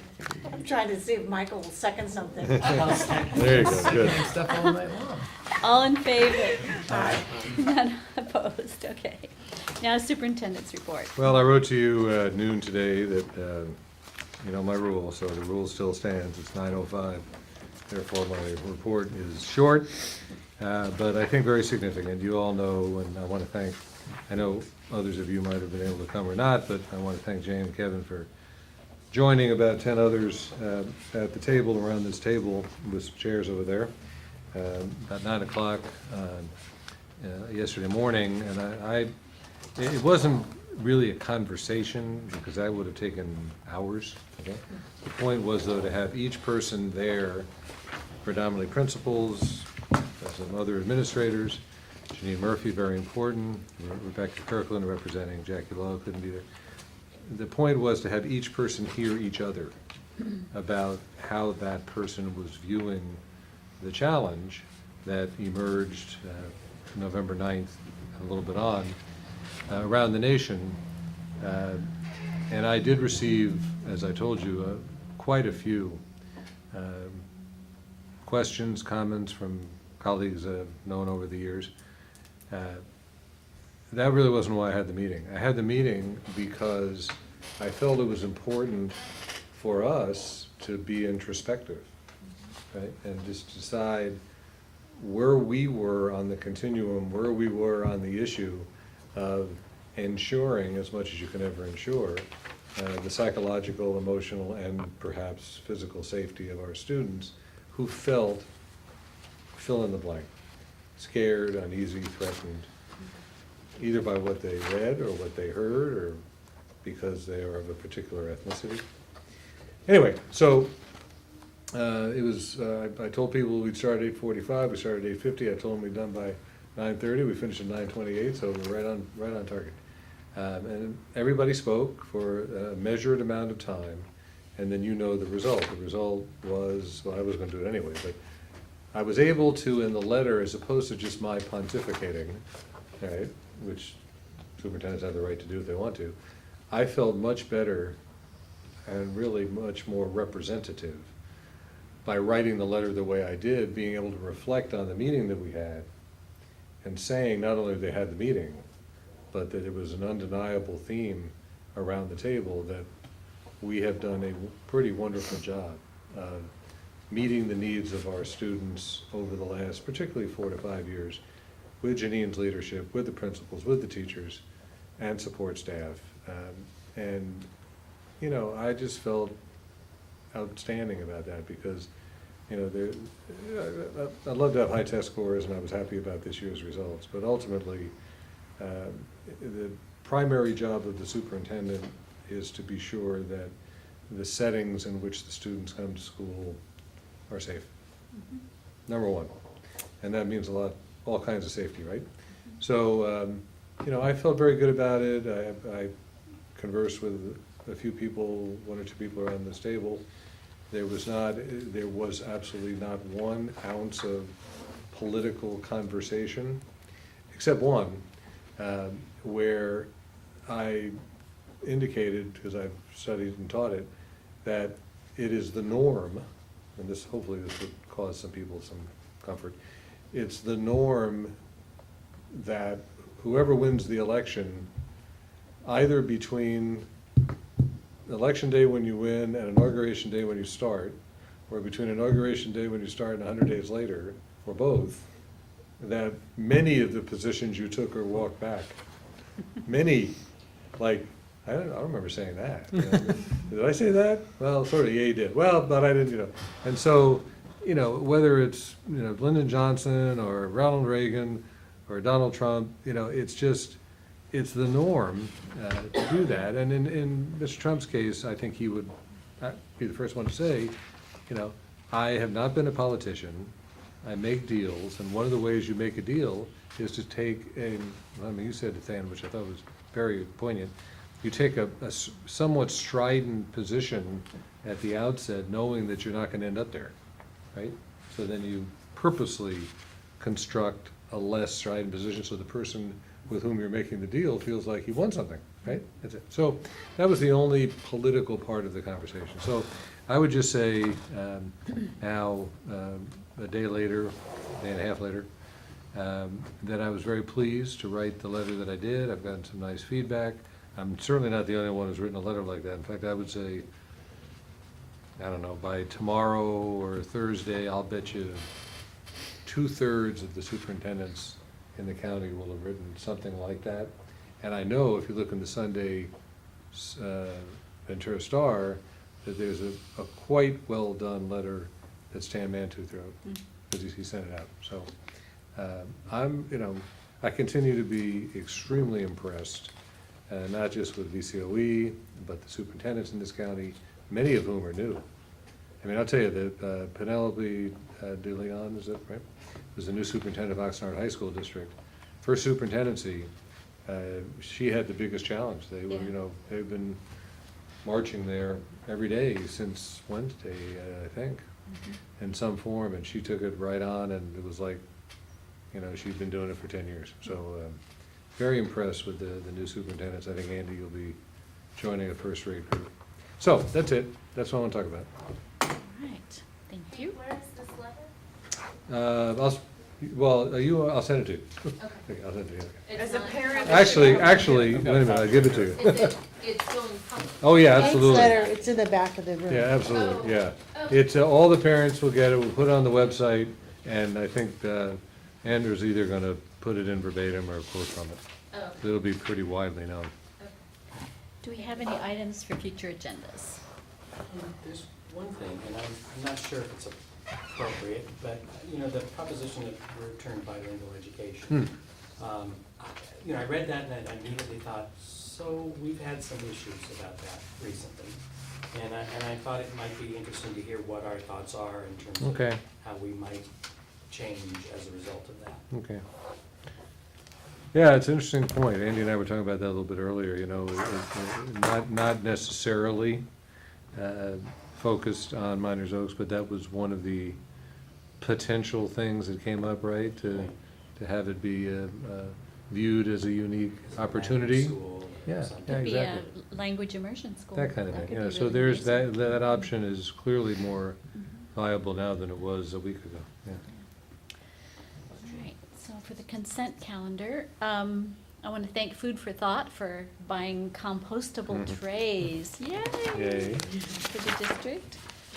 We have a variety of donors: Ventura County Credit Union, Mostad and Peterson Trust, Burke Law Firm, Life Touch National, Andrew Snett. I thank you all for all your donations to all of our various schools. That's wonderful. I have a question, Hank, what is the county credit union, what is Tech Account, the $5,000 that they gave? You know that? I don't. Good question. Miners Oaks. Which one's that? Ventura County Credit Number Union to 4. Miners Oaks. I wonder if that's a They pass-through. did a Well, you know what that is? The That was- GoFund. That was that fund. That might have been where the money was That was the one that deposited. Janice Duncan, remember Yeah. Janice Duncan, who's a. It was a total of 8,000. Right, Some of that's- it we that's right. recognized last month. Oh, and it yes, might yes, that's just exactly be what it that is. Yeah, that's Yeah, right. the GoFundMe account. Oh, Yeah, so we- it's not the credit union No, no. itself that gave us this? No. No. They had the account probably. I've never seen that happen. Okay. That's a good No, question. it was a single Various donor, donors. though, who gave the vast majority of the funding for the I saw that. initiative. That's wonderful. Like $5,000. All right, so if we, do we have a motion to approve the, Just one thing just came up, to back up in future agenda, I mean, I don't know if it has to be an agenda item, but are we all sort of done with the accounting for the theft in the business office? Are we? All done with the accounting? Do we know what it cost us net, all the insurance, everything? Oh, yeah. Yeah, Yeah, let's I- explain that, because it was like almost nothing, right? Yeah, I apologize for not having that No, follow-up. that's all right, that's all right. You might have. No, that's all right, go ahead. Yeah. So it netted out to us losing about 8,000. However, that was part of actually the increase that we saw in our ending fund balance this past year, because since a significant portion of that happened in the prior year, that for the amount that was lost in 14, 15 that was rolling over into 15, 16, that we ended up making, making back well beyond the amount that had been lost. No, So wait a minute, just roll back tape. in total, we lost, what we identified was about $65,000 in theft. The expenses associated with all focus on that theft, be it my time or our staff's time, as well as Moss Adams and others. The legal fees with VCS, SFA, working with their attorney on beginning the process toward restitution. All of those costs all in, the net actual loss to the district was $8,000, and that was our deductible minus the amount that we billed them for my time, Kathy Smith's time, Laura's time. I remember Can I you get making some a of mine? similar Yeah, I presentation. put mine in that. I did some things. Right? Yes, you did. Is there restitution being paid? We've been having an ongoing conversation. It's part of a conversation. And we continue to monitor the non-prosecution. Wow. Non-prosecution. Is it just being continued? No, it's not, they'll do it, it's just when they get to it, right, is that fair? Oh, no, it's been at her request, or her attorney's request of late. She switched attorneys. Oh, is that right? About 4 months ago or Okay, so, so when we thought things were coming closer to an end, and so that has delayed things now. Oh, that's what did, okay, but the district attorney now, it's on the radar screen. Oh, yeah, Okay. it's been on for Okay. the past, since really June, I'd say. Okay, so there's movement, but now a delay because. Correct. Oh, okay, got it, Correct. okay. Well, anyway, back to the consent calendar. Do we have a motion to approve? I'll second. All in favor? Aye. Meeting is adjourned. Wheels